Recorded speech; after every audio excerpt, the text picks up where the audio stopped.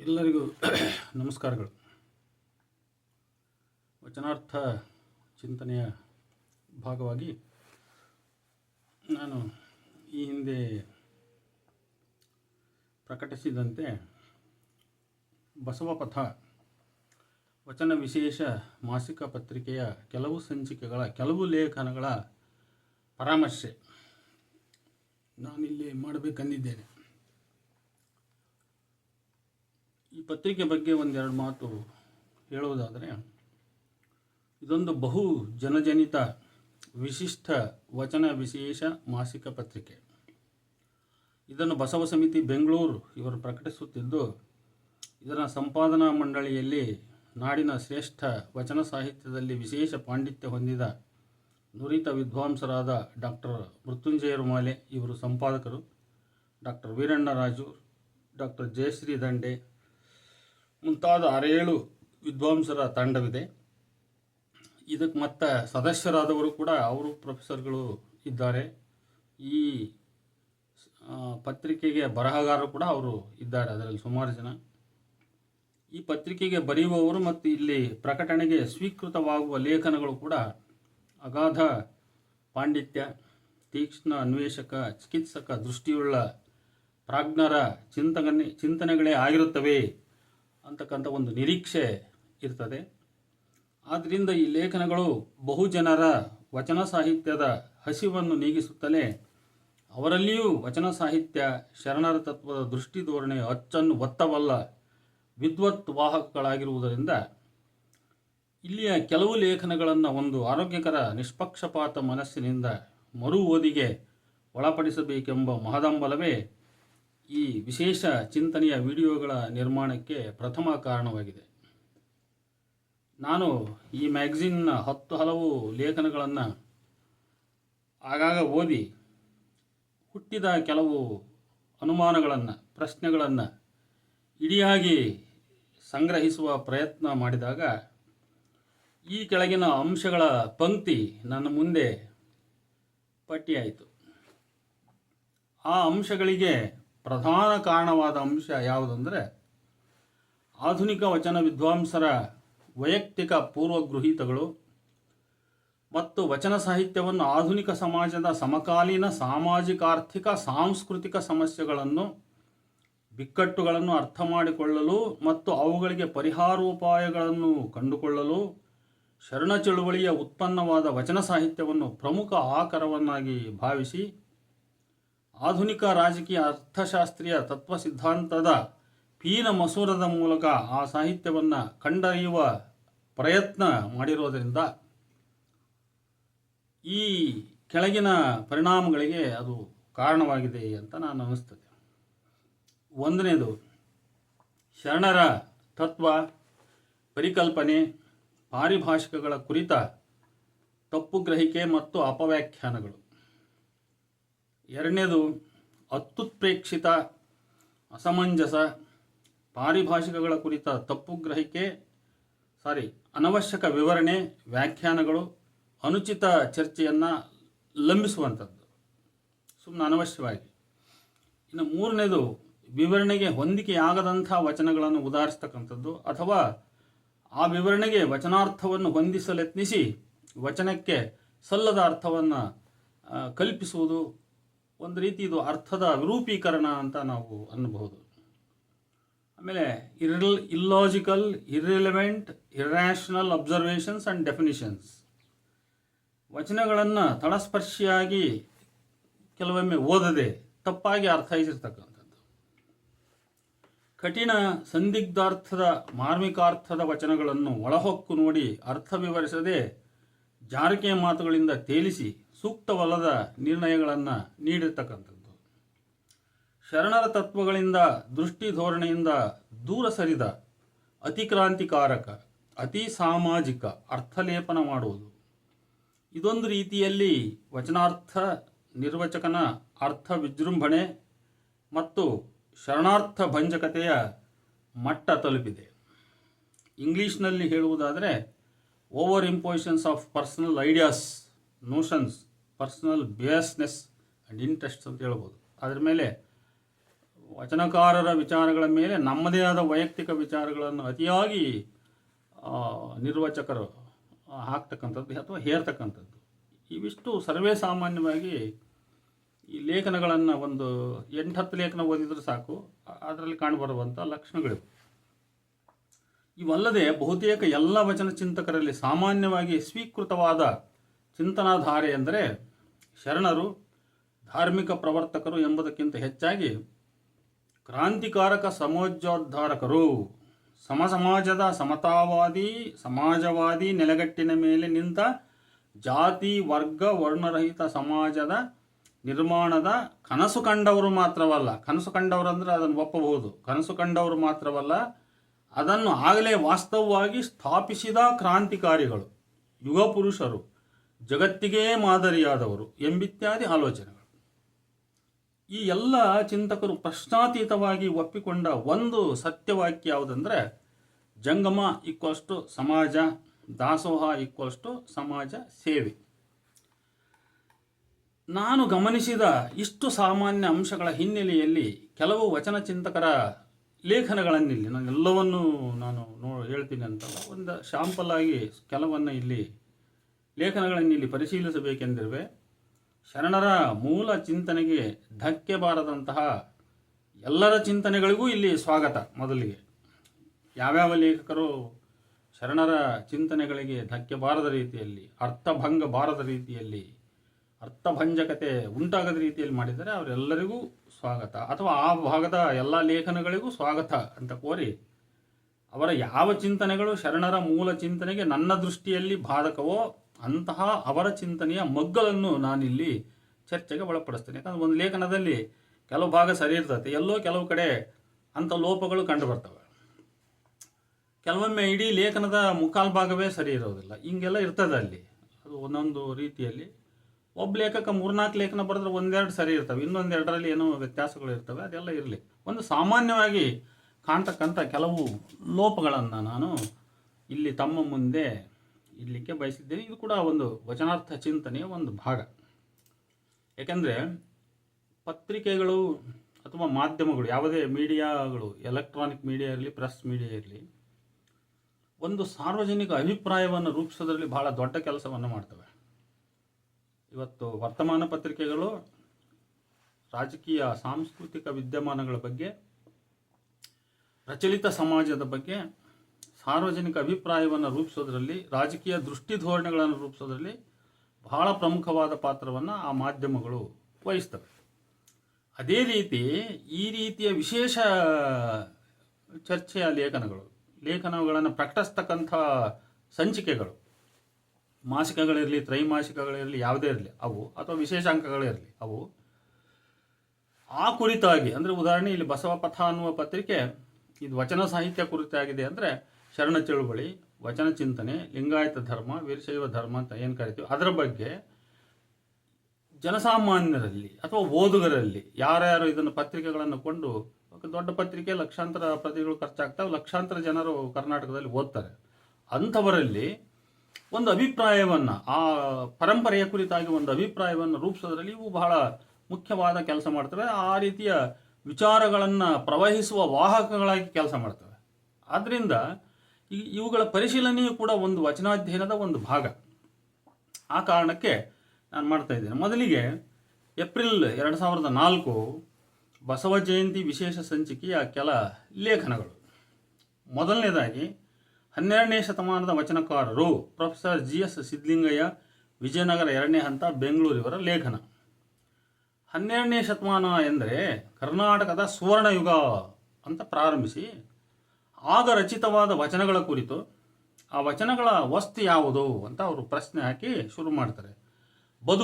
ಬದುಕಿನ ಮೌಲ್ಯಗಳು ಎಂದು ಅವರೇ ಉತ್ತರಿಸ್ತಾರೆ. ಅಂದರೆ ವಚನಗಳ ವಸ್ತು ಯಾವುದಂದ್ರೆ ಬದುಕು ಮತ್ತು ಬದುಕಿನ ಮೌಲ್ಯಗಳು. ಹೀಗೆ ಉತ್ತರಿಸಿ ಮುಂದೆ ಅವರ ವಿವರಣೆ, ವಚನಗಳ ವಸ್ತುವಾಗಿ ಅವರು ಯಾವ ಬದುಕಿನ ಮೌಲ್ಯಗಳನ್ನು ಹೇಳದೆ ಷಟ್ಸ್ಥಲ ಸಿದ್ಧಾಂತ ಕುರಿತಾಗಿ ಸುಮಾರು 2 ಪುಟಗಳಷ್ಟು ಬರೀತಾರೆ. ಅವರು ಷಟ್ಸ್ಥಲಗಳ ಕುರಿತಾಗಿ ಬರೀತಾರೆ. ಆನಂತರ ಜೇಡರ ದಾಸಿಮಯ್ಯನ ಸುಳ್ನುಡಿ ಪ್ರಸ್ತಾಪಿಸ್ತಾರೆ. ಶರಣರು ಒಂದೊಂದು ಮೌಲ್ಯವನ್ನು ಕುರಿತು ಕಾಯಕ, ದಾಸೋಹ, ಅರಿವು, ಮರೆವು, ಹೀಗೆ ಬದುಕಿನ ಬದುಕಿಗೆ ಸಂಬಂಧಿಸಿದ ಮೌಲ್ಯಗಳನ್ನು ನಡೆಸಿದ ಜಿಜ್ಞಾಸೆಯೇ ವಚನ. ಈ ವಚನದ ಸುಳ್ನುಡಿಯಾಗಿ ನುಡಿಗಡಣವಾಗಿ ಮಹತ್ವದಿಂದ ಕೂಡಿದುದು ಅಂತೇಳಿ ಪುಟ 18ರಲ್ಲಿ ಅವರು ಬರೀತಾರೆ. ಇದಕ್ಕೆ ಅವರು ಯಾವ ವಚನಗಳ ಉಲ್ಲೇಖ ಮತ್ತೊಂದಿಲ್ಲ. ಅಲ್ಲಿಂದ ಮುಂದೆ ಅವರು ಕಾಯಕದ ಮಹತ್ವ ಕುರಿತು ಚಿಂತಿಸುತ್ತಾ ಕಾಯಕದಲ್ಲಿ ನಿರತನಾದಡೆ ಗುರುಲಿಂಗ ಜಂಗಮಗಳ ಹಂಗು ಹರಿ ಕಾಯಕವೇ ಕೈಲಾಸ ಎಂಬ ಆಯ್ದಕ್ಕಿ ಮಾರಯ್ಯನ ವಚನವನ್ನು ಉದಾಹರಿಸಿ ಎಲ್ಲ ವಿದ್ವಾಂಸರಂತೆಯೇ ಇವರು ಸಹ ವ್ಯಷ್ಟಿ ತತ್ವವಾದ ಕಾಯಕಕ್ಕೆ ಸಮಷ್ಟಿ ಅರ್ಥವನ್ನು ಕಟ್ಟಿ ಅದಕ್ಕೆ ಸಾಮಾಜಿಕ ಆಯಾಮ ಕಲ್ಪಿಸುವರು. ವೈಯಕ್ತಿಕ ದೈಹಿಕ ಮಾನಸಿಕ ಆರೋಗ್ಯಕ್ಕೆ ಕಾರಣವಾದ ಕಾಯಕವು ಉತ್ಪಾದಕ ಶಕ್ತಿಯಾಗಿ ಸಮಾಜದ ಏಳಿಗೆಗೆ ಕಾರಣವಾದದ್ದು. ಆನಂತರ ಆ ಉತ್ಪಾದನೆ ಮತ್ತೆ ಸಮಾಜಮುಖಿಯಾಗಿ ಅರ್ಪಿತವಾಗುವ ತತ್ವವೇ ದಾಸೋಹ.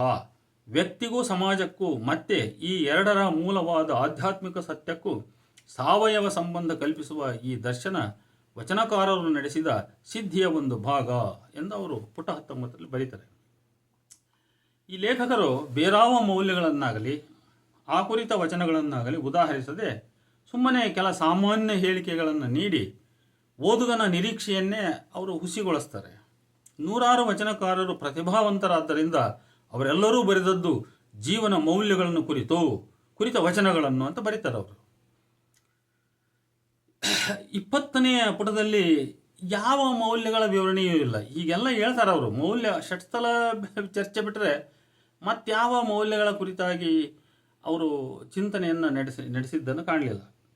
ಈ ಲೇಖನವನ್ನು ಸಂಪಾದನಾ ಮಂಡಳಿ ಈ ಟೈಟ್ಲ್ ನೋಡಿದಾಗ ಅದು ಒಳಗಡೆ ಓದಿದ್ರು ಬಿಟ್ಟು ಸುಮ್ಮನೆ ಇದು ಯಾಕೆ ಪ್ರಕಟಿಸಿದ್ರು, ಈ ಲೇಖನದ ಯಾವ ಮಹತ್ವವನ್ನು ಅರಿತು ಪ್ರಕಟಿಸಿದರು ಅನ್ನುವಂಥ ಪ್ರಶ್ನೆ ಬಹುಶಃ ಓದುಗನಿಗೆ ಜಿಜ್ಞಾಸೆ ಆಗ್ತದೆ. ಯಾಕಂದರೆ ಓದುಗನು ಕೂಡ ತನ್ನ ಶ್ರಮ ಸಮಯವನ್ನು ಅಲ್ಲಿ ವ್ಯಯ ಮಾಡ್ತಾನೆ ಮತ್ತು ಪತ್ರಿಕೆಗೆ ಹಣ ಕೊಟ್ಟು ಕೊಂಡಿರ್ತಾನೆ ಅವನು. ಅದರಿಂದ ಇನ್ನು ಎರಡನೇದು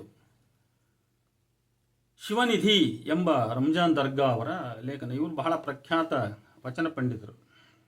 ಕರ್ನಾಟಕದಲ್ಲಿ ಭಾಳಷ್ಟು ಕಾರ್ಯಕ್ರಮಗಳನ್ನು, ನೂರಾರು ಕಾರ್ಯಕ್ರಮಗಳನ್ನು ಮಾಡಿದಂಥವರು, ನೂರಾರು ಲೇಖನಗಳನ್ನು ಬರೆದಂಥವರು, ಭಾಳ ದೊಡ್ಡ ಹೆಸರು ಮಾಡಿದರು. ಇವರು ಶರಣರು ಭಕ್ತರಿಗೆ ಉಪದೇಶಿಸಿದ್ದು ಶಿವರೂಪತ್ರಯಗಳಾದ ಗುರುಲಿಂಗ ಜಂಗಮಕ್ಕೆ, ಮುಖ್ಯವಾಗಿ ಜಂಗಮಕ್ಕೆ ತ್ರಿವಿಧ ದಾಸೋಹ, ಶುದ್ಧ ಕಾಯಕದಿಂದ ಗಳಿಸಿದ್ದರಲ್ಲಿ ಒಂದಷ್ಟನ್ನು ಆ ಶಿವರೂಪತ್ರಯಗಳಿಗೆ ಅರ್ಪಿಸುವ ದಾಸೋಹವನ್ನೇ ಶಿವನಿಧಿ ಅಂತ ಕರೀತಾರೆ ಅವರು. ಹೊಸ ಪರಿಭಾಷೆಯನ್ನು ಬಳಸ್ತಾರೆ. ಒಂದು ಹೊಸ ವಚನಕ್ಕೆ ಬರೆದ ಒಂದು ಹೊಸ ಭಾಷ್ಯ ಅಂತ ನಾನು ಅಂತೀನಿ, ಶಿವನಿಧಿ ಅಂತ. ಆನು ಆರಂಭವ ಮಾಡುವೆನಯ್ಯ ಗುರುಪೂಜೆಗೆಂದು ಎಂಬ ಬಸವಣ್ಣನವರ ವಚನವನ್ನು ಉದಾಹರಿಸಿ ಶಿವನಿಧಿಗೆ ಸಂಬಂಧಿಸಿದ ಬಹುಮುಖ್ಯ ವಚನ ಇದು ಎಂದು ಹೇಳಿ, ನಿಧಿಗೆ ಈ ವಚನದಲ್ಲಿ ಬಸವಣ್ಣ ಸ್ವಮ್ಮು ಎಂಬ ಶಬ್ದ ಬಳಸಿರುವನೆಂದು ಹೇಳುವರು. ಶಿವನಿಧಿ ಎಂಬುದು ದರ್ಗಾ ಅವರು ವಚನ ಸಾಹಿತ್ಯಕ್ಕೆ ಬರೆದ ಒಂದು ಹೊಸ ಭಾಷ್ಯ.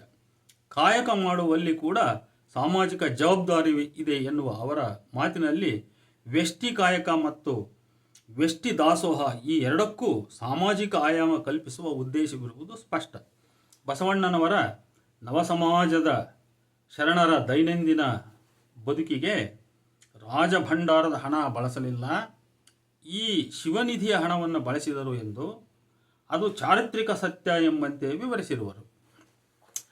ಹಡೆದೊಡವೆ ವಸ್ತುವನ್ನು ಮೃಢಭಕ್ತರಿಗಲ್ಲದೆ ಕಡಬಡ್ಡಿಯ ಕೊಡಲಾಗದು ಎಂಬ ಬಸವಣ್ಣನ ವಚನವನ್ನು ಆಧರಿಸಿ ಶಿವನು ಕೊಟ್ಟ ಸಂಪತ್ತಿನಿಂದ ಶಿವಭಕ್ತರು ಶಿವನಿಧಿಯನ್ನು ಸ್ಥಾಪಿಸಿ ತಮ್ಮ ಪರಿಸರದ ಕಷ್ಟ ಜೀವಿಗಳ ಬೆಂಬಲಕ್ಕೆ ನಿಂತು ಪರಿಸರವನ್ನು ಶಿವಮಯ ಮಾಡಬೇಕು ಎಂಬ ತತ್ವ ಬಸವಣ್ಣನವರ ಈ ಚಿಂತನೆಯಲ್ಲಿ ಅಡಗಿದೆ ಅಂತ ಬರೀತಾರೆ ಪುಟ 26.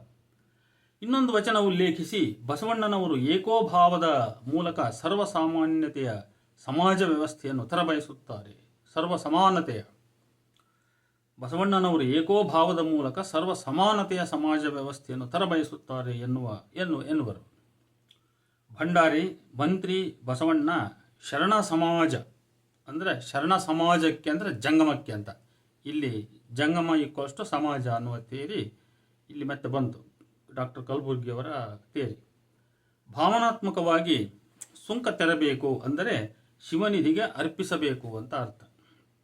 ಕೂಡಲ ಸಂಗನ ಶರಣರಿಗೆ ಮಾಡುವ ಅರ್ಥವೇ ಶಿವನಿಧಿಗೆ ನೀಡುವ ಅರ್ಥ. ಹೀಗೆ ಭಕ್ತರು ಜಂಗಮಕ್ಕೆ ನೀಡುವ ಹಣ, ದಾಸೋಹ, ಸುಂಕವೇ ಶಿವನಿಧಿ ಎಂಬುವಂಥ ಅರ್ಥ ಇಲ್ಲಿ ಬಂತು. ಜಂಗಮ ಎಂದರೆ ಸಮಾಜ ಎಂಬುದೇ ಇಲ್ಲಿ ಅವರು ಸ್ವೀಕರಿಸಿರ್ತಕ್ಕಂಥ ಅರ್ಥ. ಮುಂದೆ ಅವರು ಕಲ್ಯಾಣದಲ್ಲಿ ಕೊಡುವವರಿದ್ದರು, ಇರಲಿಲ್ಲ ಎಂಬ ಅವರ ಮಾತು ಅಷ್ಟೊಂದು ವಿಶ್ವಾಸ ಮೂಡಿಸುವುದಿಲ್ಲ. ಕಾರಣ, ಕಲ್ಯಾಣದಲ್ಲಿ ಜಂಗಮರ ದೊಡ್ಡ ಸಂಖ್ಯೆಯೇ ಇತ್ತು. ಲಕ್ಷದ ಮೇಲೆ 96,000 ಅನ್ನುವ ಸಂಖ್ಯೆ ಒತ್ತಡ ಇರಲಿ. ಉಳ್ಳವರ ಮನೆ ಬಾಗಿಲಿಗೆ ಹೋಗಿ ಕಾಯುವ ಜಂಗಮರು ಅಂತ ಟೀಕೆ ಬರ್ತದೆ ವಚನಗಳಲ್ಲಿ. ಹುಟ್ಟು ತೊಟ್ಟು ಬಂದ ಜಂಗಮ, ಹೀನ ಜಂಗಮ ಇತ್ಯಾದಿ ತರಾವರಿ ಜಂಗಮಗಳನ್ನು ಭೇದ ಮಾಡಬಾರ್ದು ಅನ್ನುವಂಥ ವಚನಕಾರರು ಬುದ್ಧಿ ಹೇಳ್ತಾರೆ. ಹಾಗಾಗಿ ಜಂಗಮರದ ಒಂದು ದೊಡ್ಡ ಪಡೆ ಇತ್ತದು. ಅವರು ಕಲ್ಯಾಣದ ಬೀದಿಯಲ್ಲಿ ಅಂಡಲೆದರೆ ನಾಯಿಗಳು ಬೊಗಳುತ್ತಿದ್ದವು ಅನ್ನುವಂಥ ಚಿತ್ರಣ ಕೆಲವು ಕಡೆ ವಚನಗಳಲ್ಲಿ ಬಂದಿರುವ ಒಂದು ಜ್ಞಾಪಕ ನನಗಿದೆ. ಹೀಗಿರೋದರಿಂದ ಕಲ್ಯಾಣದಲ್ಲಿ ಕೊಡುವವರಿದ್ದರು, ಬೇಡುವವರಿರಲಿಲ್ಲ ಅಂತಕ್ಕಂಥ ಮಾತು ಅಷ್ಟೊಂದು ವಿಶ್ವಾಸ ಮೂಡಿಸೋದಿಲ್ಲ. ಇಲ್ಲಿ ಶಿವನಿಧಿ ಅನ್ನೋದು ಒಂದು ದೊಡ್ಡ ಅವರ ಭಾಷ್ಯ ಅಂತ ನಾನು ಅಂದೆ. ಅವ್ರು ಕೊಡತಕ್ಕಂಥ ಒಂದು ಹೊಸ ಕಲ್ಪನೆ ಅಂತ ತಿಳ್ಕೊಂಡಿದ್ದೀನಿ ನಾನು. ಆದರೆ ಬಸವಣ್ಣ ಅಥವಾ ಶರಣರಿಗೆ ಶಿವನಿಧಿ ಅನ್ನೋ ಪದ ಯಾಕೆ ಬಳಸಕ್ಕೆ ಬರ್ತಾ ಇರಲಿಲ್ವೇ ಅಂತ ಒಂದು ಮಾತು, ಒಂದು ಪ್ರಶ್ನೆ ಮನಸ್ಸಿನಲ್ಲಿ ಬರ್ತದೆ. ದಾಸೋಹ ಅನ್ನೋ ಪದವನ್ನೇ ಅವರು ಉಪಯೋಗಿಸಿದ್ರು ಅಂತ. ಇವರು ಅದನ್ನು ಒಂದು ಹೊಸ ಅರ್ಥ, ಸಮಕಾಲೀನ ಪದದ ಅರ್ಥದಲ್ಲಿ ಬಳಸಿದ್ದಾರೆ ಅಂತ ಹೇಳ್ಬೋದು. ಇನ್ನು ಮೂರನೇದು ಬಸವಣ್ಣನವರ ವೈಚಾರಿಕ ಪರಿಕಲ್ಪನೆಗಳು. ಈರಯ್ಯ ಕಿಲ್ಲೆದಾರ, ಗುಡಿಕಟ್ಟಿ ಬೆಳಗಾವಿ ಇವರ ಲೇಖನ. ಇಲ್ಲಿ ಒಂದು ರೀತಿ ಇಲ್ಲಿ ಕೂಡ ದುಂದು ಪದಪುಂಜಗಳ ಬಳಕೆ, ವಚನಕ್ಕೂ ವಿವರಣೆಗೂ ಹೊಂದಿಕೆಲ್ಲದಂಥ ಅಸಂಬದ್ಧ ವಿವರಣೆಗಳು ಇವೆಲ್ಲ ಇಲ್ಲಿ ಬರ್ತವೆ. ಅವರು ಲೇಖನವನ್ನು ಒಂದು 10 ಪರಿಕಲ್ಪನೆಗಳಲ್ಲಿ ವಿಭಾಗಿಸ್ಕೊಂಡು ಬರೆದಿದ್ದಾರೆ. ಅವರು ಸಾಹಿತ್ಯದ ಪರಿಕಲ್ಪನೆ, ಮಡಿಮೈಲಿಗೆ, ಪಾಪ ಪುಣ್ಯಗಳ ಪರಿಕಲ್ಪನೆ, ಬದುಕಿನ ಪರಿಕಲ್ಪನೆ, ಕಾಯಕ, ಸ್ವರ್ಗ ನರಕ, ದೇವರು, ಧರ್ಮ, ಸ್ತ್ರೀ ಗೌರವ, ಯೋಗ, ಹೀಗೆ ಒಟ್ಟು 10 ಪರಿಕಲ್ಪನೆಗಳ ವಿಭಾಗದಲ್ಲಿ ತಮ್ಮ ಚರ್ಚೆ ಹರಡಿದರು. ವಚನ ಸಾಹಿತ್ಯಕ್ಕೆ ಕಟಿಬದ್ಧವಾದ ಒಂದು ಅಚ್ಚುಕಟ್ಟಿನ ಖಚಿತ ವಿವರಣೆ ಅವ್ರ ಬರಹದಲ್ಲಿ ಇದೆ ಅನ್ನುವಂಥದ್ದು ಸ್ವಲ್ಪ ಅನುಮಾನ. ಒಂದು ರೀತಿಯಲ್ಲಿ ಕೆಲವು ಕಡೆ ಗೊಂದಲ, ಉತ್ಪ್ರೇಕ್ಷೆ ಇವು ತುಂಬಿ ತುಳುಕ್ತಾ ಇದ್ದಾವೆ. ಉದಾಹರಣೆಗೆ ಬದುಕಿನ ಪರಿಕಲ್ಪನೆ ಎಂಬ ಭಾಗದಲ್ಲಿ ಪುಟ 37ರಲ್ಲಿ ಅವರು ಹೀಗೆ ಬರೀತಾರೆ: ಒಬ್ಬ ವ್ಯಕ್ತಿ ಇತರರಿಗೆ ಒಳಿತನ್ನು ಬಯಸಿದಾಗ ಇತರರು ಒಳಿತನ್ನೇ ಬಯಸಲಿಕ್ಕಿಲ್ಲ, ಆದರೆ ಖಂಡಿತವಾಗಿ ಕೆಡುಕನ್ನು ಬಯಸುತ್ತಾರೆ. ಆದ್ದರಿಂದ ತನಗೆ ಮುನಿಯುವವರಿಗೆ ತಾ ಮುನಿಯಲೇಕಯ್ಯ, ತನ್ನ ಕೋಪ ತನ್ನನ್ನೇ ಸುಡುವುದು ಎಂದು ಬಸವಣ್ಣನವರು ಹೇಳಿದ್ದಾರೆ ಅಂತ ಬರೀತಾರೆ. ನೋಡಿ, ಇದು ವಾಕ್ಯ, ಇಲ್ಲಿ ವಚನ ಅವ್ರು ಹೇಳೋದು ವಿಚಿತ್ರ ಅನಿಸ್ಬಿಡುತ್ತೆ. ಇದು ಒಬ್ಬ ವ್ಯಕ್ತಿ ಇತರರಿಗೆ ಒಳಿತನ್ನು ಬಯಸಿದಾಗ ಇತರರು ಒಳಿತನ್ನೇ ಬಯಸಲಿಕ್ಕಿಲ್ಲ, ಆದರೆ ಖಂಡಿತವಾಗಿ ಕೆಡಕನ್ನು ಬಯಸ್ತಾರೆ. ಅಂದರೆ ನಾನು ಯಾರಿಗಾರು ಒಳ್ಳೇದು ಬಯಸಿದ್ರೆ ಅವ್ನು ನನಗೆ ಕೆಡಕೆ ಬಯಸ್ತಾನೆ, ಆಯಿತು ಹಾಗೆ ಅಂತ ಅಂದ್ಕೊಳ್ಳೋಣ. ಆದರೆ ತನಗೆ ಮುನಿದವರಿಗೆ ತಾ ಮುನಿಯಲೇಕಯ್ಯ, ತನ್ನ ಕೋಪ ತನ್ನನ್ನೇ ಸುಡುವುದು ಎಂದು ಬಸವಣ್ಣನವರು ಹೇಳಿದ್ದಾರೆ. ಈ ವಚನಕ್ಕೂ ಆ ವಿವರಣೆಗೂ ಏನು ಸಂಬಂಧ ಅನ್ನೋದೇ ಗೊತ್ತಾಗಲ್ಲ. ಈ ಭಾಗವನ್ನು ಹೇಗೆ ಅರ್ಥ ಮಾಡ್ಕೋಬೇಕು? ವಚನ ಸ್ಪಷ್ಟವಾಗಿ ಬಸವಣ್ಣ ತಮ್ಮ ವೈಯಕ್ತಿಕ ಭಕ್ತಿ ಜೀವನದ ರಂಗದಲ್ಲಿ ತಮ್ಮ ಕ್ರಾಂತಿಕಾರಕ ಸುಧಾರಣವಾದಿ ನಿಲುವಿನ ಬಗ್ಗೆ ಮುನಿದುಕೊಂಡಂಥ ಸನಾತನ ಶೈವರನ್ನೋ, ವೈದಿಕರನ್ನೋ ಅಥವಾ ಸಹಶರಣರನ್ನು ಉದ್ದೇಶಿಸಿ ಹೇಳಿರ್ತಕ್ಕಂಥ ಮಾತದು. ಈ ವಚನಗಳಿಗೆ ಒಂದು ಕಮ್ಯುನಿಕೇಟಿವ್ ಕಾಂಟೆಕ್ಸ್ಟ್ ಇದೆ. ಅದನ್ನು ನಾವು ವಚನಾಧ್ಯಯನಕಾರರು ಅರ್ಥ ಮಾಡ್ಕೋಬೇಕು. ಅಂದರೆ ಒಂದು ಸಂವಹನ ಸಂದರ್ಭ ಇದೆ. ವಚನ ಸುಮ್ಮನೆ ಒಂದು ಕಾಲ್ಪನಿಕ ಕುಸುಮಗಳಲ್ಲವು. ಕವಿಗಳು, ನಮ್ಮ ಆಧುನಿಕ ಕವಿಗಳು ಕಾವ್ಯ ಆ ಥರ ಅಲ್ಲ. ಅವು ನಿರ್ದಿಷ್ಟವಾದ ಚಾರಿತ್ರಿಕ ಸಂದರ್ಭದ ಒಂದು ನಿರ್ದಿಷ್ಟವಾದ ಸಂವಹನ ಸಂದರ್ಭವನ್ನು ಹೊಂದಿದಂಥವು. ಆದ್ದರಿಂದ ಆ ವಚನದ ಈ ಸಂವಹನ ಸಂದರ್ಭ ಏನಿರಬಹುದು ಅಂತ ನಾವು ಅರ್ಥ ಮಾಡ್ಕೋಬೇಕಾಗ್ತದೆ. ಹಾಗಾಗಿ ಆ ವಚನ ಎನಗೆ ಮುನಿಯುವವರಿಗೆ ತಾಮುನಿಯಲೇಕಯ್ಯ ಅನ್ನುವಂಥ ಮಾತೇನಿದೆ, ಅದು ತನ್ನ ಸುತ್ತಮುತ್ತ ತನ್ನ ಬದುಕಿನ ಸಂದರ್ಭದಲ್ಲಿ ತನ್ನ ಮೇಲೆ ಮುನಿದಂಥವ್ರು. ಯಾರು ಮುನಿದಂಥವರು ಅಂದರೆ ಸನಾತನ ಶೈವರಿರ್ಬೋದು, ಅಥವಾ ವೈದಿಕರಿರ್ಬೋದು, ಅಥವಾ ಬೇರೆ ಸಹಶರಣರಿರ್ಬೋದು. ಯಾಕಂದರೆ ಈತ ಕ್ರಾಂತಿಕಾರಕ ದೃಷ್ಟಿಯ ಮನುಷ್ಯ. ಈತನ ಮೇಲೆ ಭಾಳಷ್ಟು ಶರಣರು ಹಗೆ ಕಟ್ಟಿಕೊಂಡವರು, ಮುನಿಸು ಮಾಡಿದಂಥವರು ಉಂಟು, ಈತನ ನೇರವಾಗಿ ಟೀಕಿಸಿದವರು ಉಂಟು. ಹಾಗಾಗಿ ಅಂಥವರ ಬಗ್ಗೆ ಬರೆದಂಥ ಅದು ವಚನ. ಇವರು ಸಮಾಜದ ಸಾರ್ವಜನಿಕರಿಗೆ ಅನ್ವಯಿಸಿ ಅದನ್ನು ಹೇಳಲಿಕ್ಕೆ ಹೊರಟಿದ್ದಾರೆ. ಅವರು ಆ ವಚನವನ್ನು ತಗೊಂಡು ಹೆಂಗಿದ್ದ ಇವನಾರವನ್ನು ವಚನ ಹೇಳ್ತಾರಲ್ಲ ಆ ಟೈಪು, ಅದನ್ನು ಗೊಂದಲಗೊಳಿಸಿರುವರು. ಅವರು ಕಾಯಕದ ಪರಿಕಲ್ಪನೆ ವಿವರಿಸಿರುವಲ್ಲಿ ಡಾಕ್ಟರ್ ಎಂ ಕಲಬುರ್ಗಿಯವರ ಸೂತ್ರ ಜಂಗಮ ಇಕ್ವಷ್ಟು ಸಮಾಜ ಎಂಬುದರ ದಟ್ಟ ನೆರಳಿರುವುದು ಸ್ಪಷ್ಟ. ಇವರು ಕೂಡ ಕಲಬುರ್ಗಿಯವರ ಸೂತ್ರದಿಂದ ಪ್ರಭಾವಿತರಾದಂಥವರು ಮಾತ್ರ ಅಲ್ಲ, ಅದನ್ನು ಸ್ವೀಕರಿಸಿದಂಥವರು ಕೂಡ ಹೌದದು. ಆ ಭಾಗದ ಒಂದಷ್ಟು ವಿವರವನ್ನು ನಾವಿಲ್ಲಿ ನೋಡೋಣ. ವಚನ ತತ್ವಗಳನ್ನು ವರ್ತಮಾನದ ಜನಸಾಧಾರಣರ ಸಾಮಾನ್ಯ ಜೀವನದ ಸನ್ನಿವೇಶಗಳಿಗೆ ಇಳಿಸಿ ಪಾಠಾಂತರಿಸುವ ಕ್ರಮ ಬಹುತೇಕ ಎಲ್ಲ ವಚನ ಪಂಡಿತರಲ್ಲಿಯೂ ಕಾಣತಕ್ಕಂಥ ಒಂದು ಸಾಮಾನ್ಯ ಅಂಶ. ಎಲ್ಲ ವಚನಗಳನ್ನು ಕೂಡ ಒಂದು ಜನಜೀವನಕ್ಕೆ ಅದನ್ನು ಅನ್ವಯಿಸಿ, ಆ ಸನ್ನಿವೇಶಕ್ಕೆ ಅನ್ವಯಿಸಿ ಹೇಳ್ತಕ್ಕಂಥ.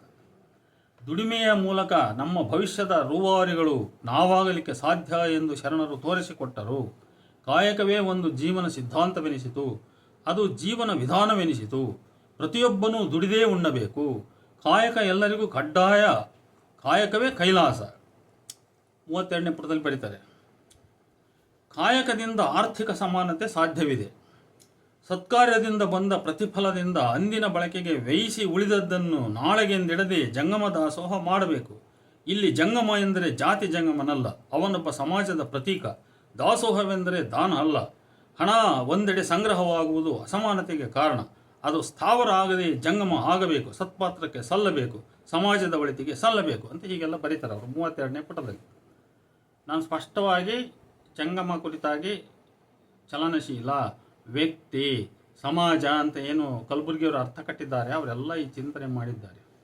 ಜಂಗಮ ಅದು ದ್ರವ್ಯ ಏನಿರ್ತದೋ ಅದು ದ್ರವ್ಯ ಅಂದರೆ ಅದು ದ್ರವ್ಯದ ಗುಣವ ಒಬ್ಬರ ಕೈಯಿಂದ ಇನ್ನೊಬ್ಬರ ಕೈಗೆ ಹೋಗೋದು, ಹಂಗೆ ಚಲಿಸ್ಬೇಕದು ಅಂತ ಇಂಥ ಅರ್ಥಗಳನ್ನೆಲ್ಲ ಅವರು ಆರೋಪಿಸಿದ್ದಾರೆ. ಆ ಎಲ್ಲವನ್ನು ಇವರು ಸಂಪೂರ್ಣವಾಗಿ ಒಪ್ಪಿಕೊಂಡು ಅದನ್ನು ಇಲ್ಲಿ ಮತ್ತೆ ಅದನ್ನು ಮರುಸೃಷ್ಟಿ ಮಾಡಿದ್ದಾರೆ. ದುಡಿಮೆ ಮೂಲಕ ನಮ್ಮ ಭವಿಷ್ಯದ ರೂವಾರಿಗಳು ನಾವಾಗಲಿಕ್ಕೆ ಸಾಧ್ಯ ಎಂದು ಶರಣರು ತೋರಿಸಿಕೊಟ್ಟರು. ಕಾಯಕವೇ ಒಂದು ಜೀವನ ಸಿದ್ಧಾಂತ ಅಂತೆ, ಮತ್ತೆ ಜೀವನ ವಿಧಾನ. ಸಿದ್ಧಾಂತ ವಿಧಾನ ಎರಡೂ ಆಗಿರ್ಬೋದು. ಪ್ರತಿಯೊಬ್ಬನು ದುಡಿದೇ ಉಣ್ಣಬೇಕು.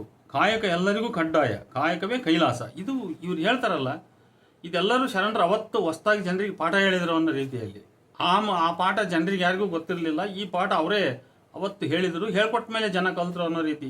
ಇವರೆಲ್ಲ ಬೇರೆ ಲೇಖಕರಲ್ಲೂ ಕೂಡ ಇದೇ ಥರದ ಧಾಟಿ, ಇದೇ ದೃಷ್ಟಿ ಧೋರಣೆ ಎದ್ದು ಕಾಣ್ತದೆ. ಇದು ಒಂದು ರೀತಿ ಸರಿ ಅನ್ಸಲ್ಲ. ಇದು ಕಾಯಕದಿಂದ ಆರ್ಥಿಕ ಸಮಾನತೆ ಸಾಧ್ಯವಿದೆ ಅಂತ ಹೇಳ್ತಾರೆ. ಅದನ್ನು ಯಾವ ಹಿನ್ನೆಲೆಯಲ್ಲಿ ಹೇಳ್ತಾರೋ ಗೊತ್ತಿಲ್ಲ. ಯಾಕಂದರೆ ಸಮಾಜ ಒಂದಲ್ಲ ಒಂದು ರೀತಿಯಲ್ಲಿ ಕಾಯಕ ಮಾಡಿಕೊಂಡೇ ಬಂದಿದೆ. 12ನೇ ಶತಮಾನದಲ್ಲೂ ಕೂಡ ಈ ಪರಿಸ್ಥಿತಿ ಇತ್ತು. ಅದರಲ್ಲೂ ನಾವು 12ನೇ ಶತಮಾನದ ವಿದ್ಯಮಾನ ಗಮನಿಸಿದಾಗ, ಉದಾಹರಣೆ ಸಾಕೇತ್ ರಾಜನ್ ಅನ್ನುವಂಥವ್ನು ಬರೆದ ಮೇಕಿಂಗ್ ಹಿಸ್ಟ್ರಿ ಅನ್ನೋ ಪುಸ್ತಕ, ಅಥವಾ ನಮ್ಮ ದೀಕ್ಷಿತ್ ಅನ್ನುವಂಥವ್ರು ಬರೆದಂಥ ಸೌತ್ ಇಂಡಿಯಾ ಅನ್ನುವಂಥ ಪುಸ್ತಕ, ಅವೆಲ್ಲ ಸ್ವಲ್ಪ ಗಮನಿಸಿದಾಗ ಅಲ್ಲಿ ಸಾಕೇತ್ ರಾಜನ್ ಅನ್ನೋ ಪುಸ್ತಕದಲ್ಲಿ ಬರ್ತದೆ. ಅದೇನು ಹೇಳ್ತಾನೆ, ನಂದಿಮಠ ಬರೆದಂಥವ್ರು, ಅವರು ಸುಮಾರು ಒಂದು 213 ಆರ್ಟಿಸನ್ಸ್ ವಚನಕಾರರು, ಅಂದರೆ ಈ ಕರಕುಶಲ ಮಾಡ್ತಕ್ಕಂಥ ಉದ್ಯಮಿಗಳು, ಇಂಥರದೊಂದು ತಂಡ, ವಚನಕಾರರ ತಂಡ, ಅಂದರೆ ಕುಲಕಸಬುದಾರರ ತಂಡ, ಕರಕುಶಲ ಮಾಡ್ತಕ್ಕಂಥ ಅವರ ತಂಡ ಕಲ್ಯಾಣದಂಥ ನಗರದಲ್ಲಿ ಬಂದು ವಾಸವಾಗಿದ್ದರೆ, ಇನ್ನುಳಿದಂಥ ಜನ ಅವರು ಹಳ್ಳಿಗಳಲ್ಲಿರ್ತಾರೆ. ಹಳ್ಳಿಯ ದಲಿತರು, ಬಡವರು ಬೇರೆ ಇರ್ತಾರೆ. ಅಲ್ಲಮ ಪ್ರಭು ದಮನಿತಕ್ಕೊಳಗಾದವರ ಒಬ್ಬ ಪ್ರತಿನಿಧಿ ಅಂತ ಹೇಳಿದರೆ, ಬಸವಣ್ಣ, ಅಕ್ಕಮಹಾದೇವಿ ಅಂತವರು ಮೇಲ್ವರ್ಣದವರ ಪ್ರತಿನಿಧಿ. ಅವರಲ್ಲೇ ಒಂದು ಈ ಥರದ ಒಂದು ಜಾತಿಯ ಇಂಟ್ರೆಸ್ಟ್ ಉಳ್ಳಂಥವ್ರು ಅಂತ. ಹೀಗೆ ಅದೆಲ್ಲ ನಾವು ಒಪ್ಲಿಕ್ಕೆ ಆಗದೆ ಇದ್ದರೂ ಕೂಡ ಅವತ್ತು ವಚನಕಾರರು ಒಂದು ಕುಲಕಸಬುದಾರರಾಗಿ ಒಂದು ಕಡೆ ಸೇರಿ ಅವರು ತಮ್ಮ ಒಂದು ಬದುಕನ್ನು ನಡೆಸ್ತಾ ಇದ್ರು. ಅವರವರ ಕಸಬುಗಳನ್ನು ಅವ್ರು ಮಾಡ್ತಾಯಿದ್ರು, ಅವರವರ ಕಾಯಕ ಅವ್ರು ಮಾಡ್ತಾಯಿದ್ರು.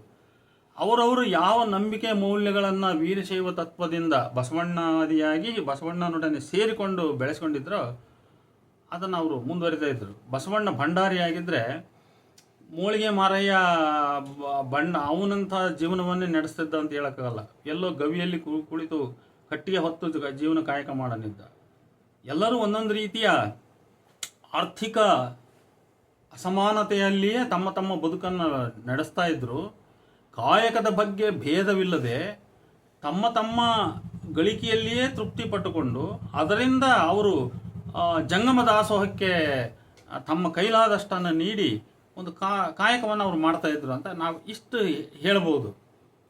ಆದರೆ ಇದನ್ನು ಆರ್ಥಿಕ ಸಮಾನತೆ, ಸಾಮಾಜಿಕ ಸಮಾನತೆ ಅಂತೇಳಿ ಅದನ್ನು ಎಲ್ಲೋ ಒಂದು ರೀತಿ ಕಮ್ಯುನಿಸಮ್ ಲೆವೆಲ್ಗೆ ತಗೊಂಬಂದು ಆ ಅರ್ಥಗಳನ್ನು ಬಿಂಬಿಸ್ತಕ್ಕಂಥದ್ದು ಐತಲ್ಲ, ಅದನ್ನು ಪ್ರೆಸೆಂಟ್ ಮಾಡೋದ್ರಲ್ಲಿನೇ ನಮ್ಮ ಲೇಖಕರು ಅನೇಕರು ತಮ್ಮ ವೈಯಕ್ತಿಕ ಬಯಾಸ್ನೆಸ್ಸನ್ನು ತಗೊಂಬಂದು ವಚನ ಸಾಹಿತ್ಯದ ಮೇಲೆ ವಚನ ಸಾಹಿತ್ಯ ಮತ್ತು ಆ ಕಾಲದ ಸಾಮಾಜಿಕ ಸಾಂಸ್ಕೃತಿಕ ಸಂದರ್ಭದ ಮೇಲೆ ತಮ್ಮ ವೈಯಕ್ತಿಕ ನಿಲುವುಗಳನ್ನು, ಅಭಿಪ್ರಾಯಗಳನ್ನು ಮತ್ತು ಒಲವು ನಿಲುವುಗಳನ್ನು ಏರ್ತಾ ಇದ್ದಾರೆ ಅಂತ ಅನ್ನೋದು ಸ್ಪಷ್ಟ ಇದೆ. ಈಗ ಇಲ್ಲಿ ಮುಂದೆ ಮತ್ತೆ ಬರೀತಾರೆ ಅವರು,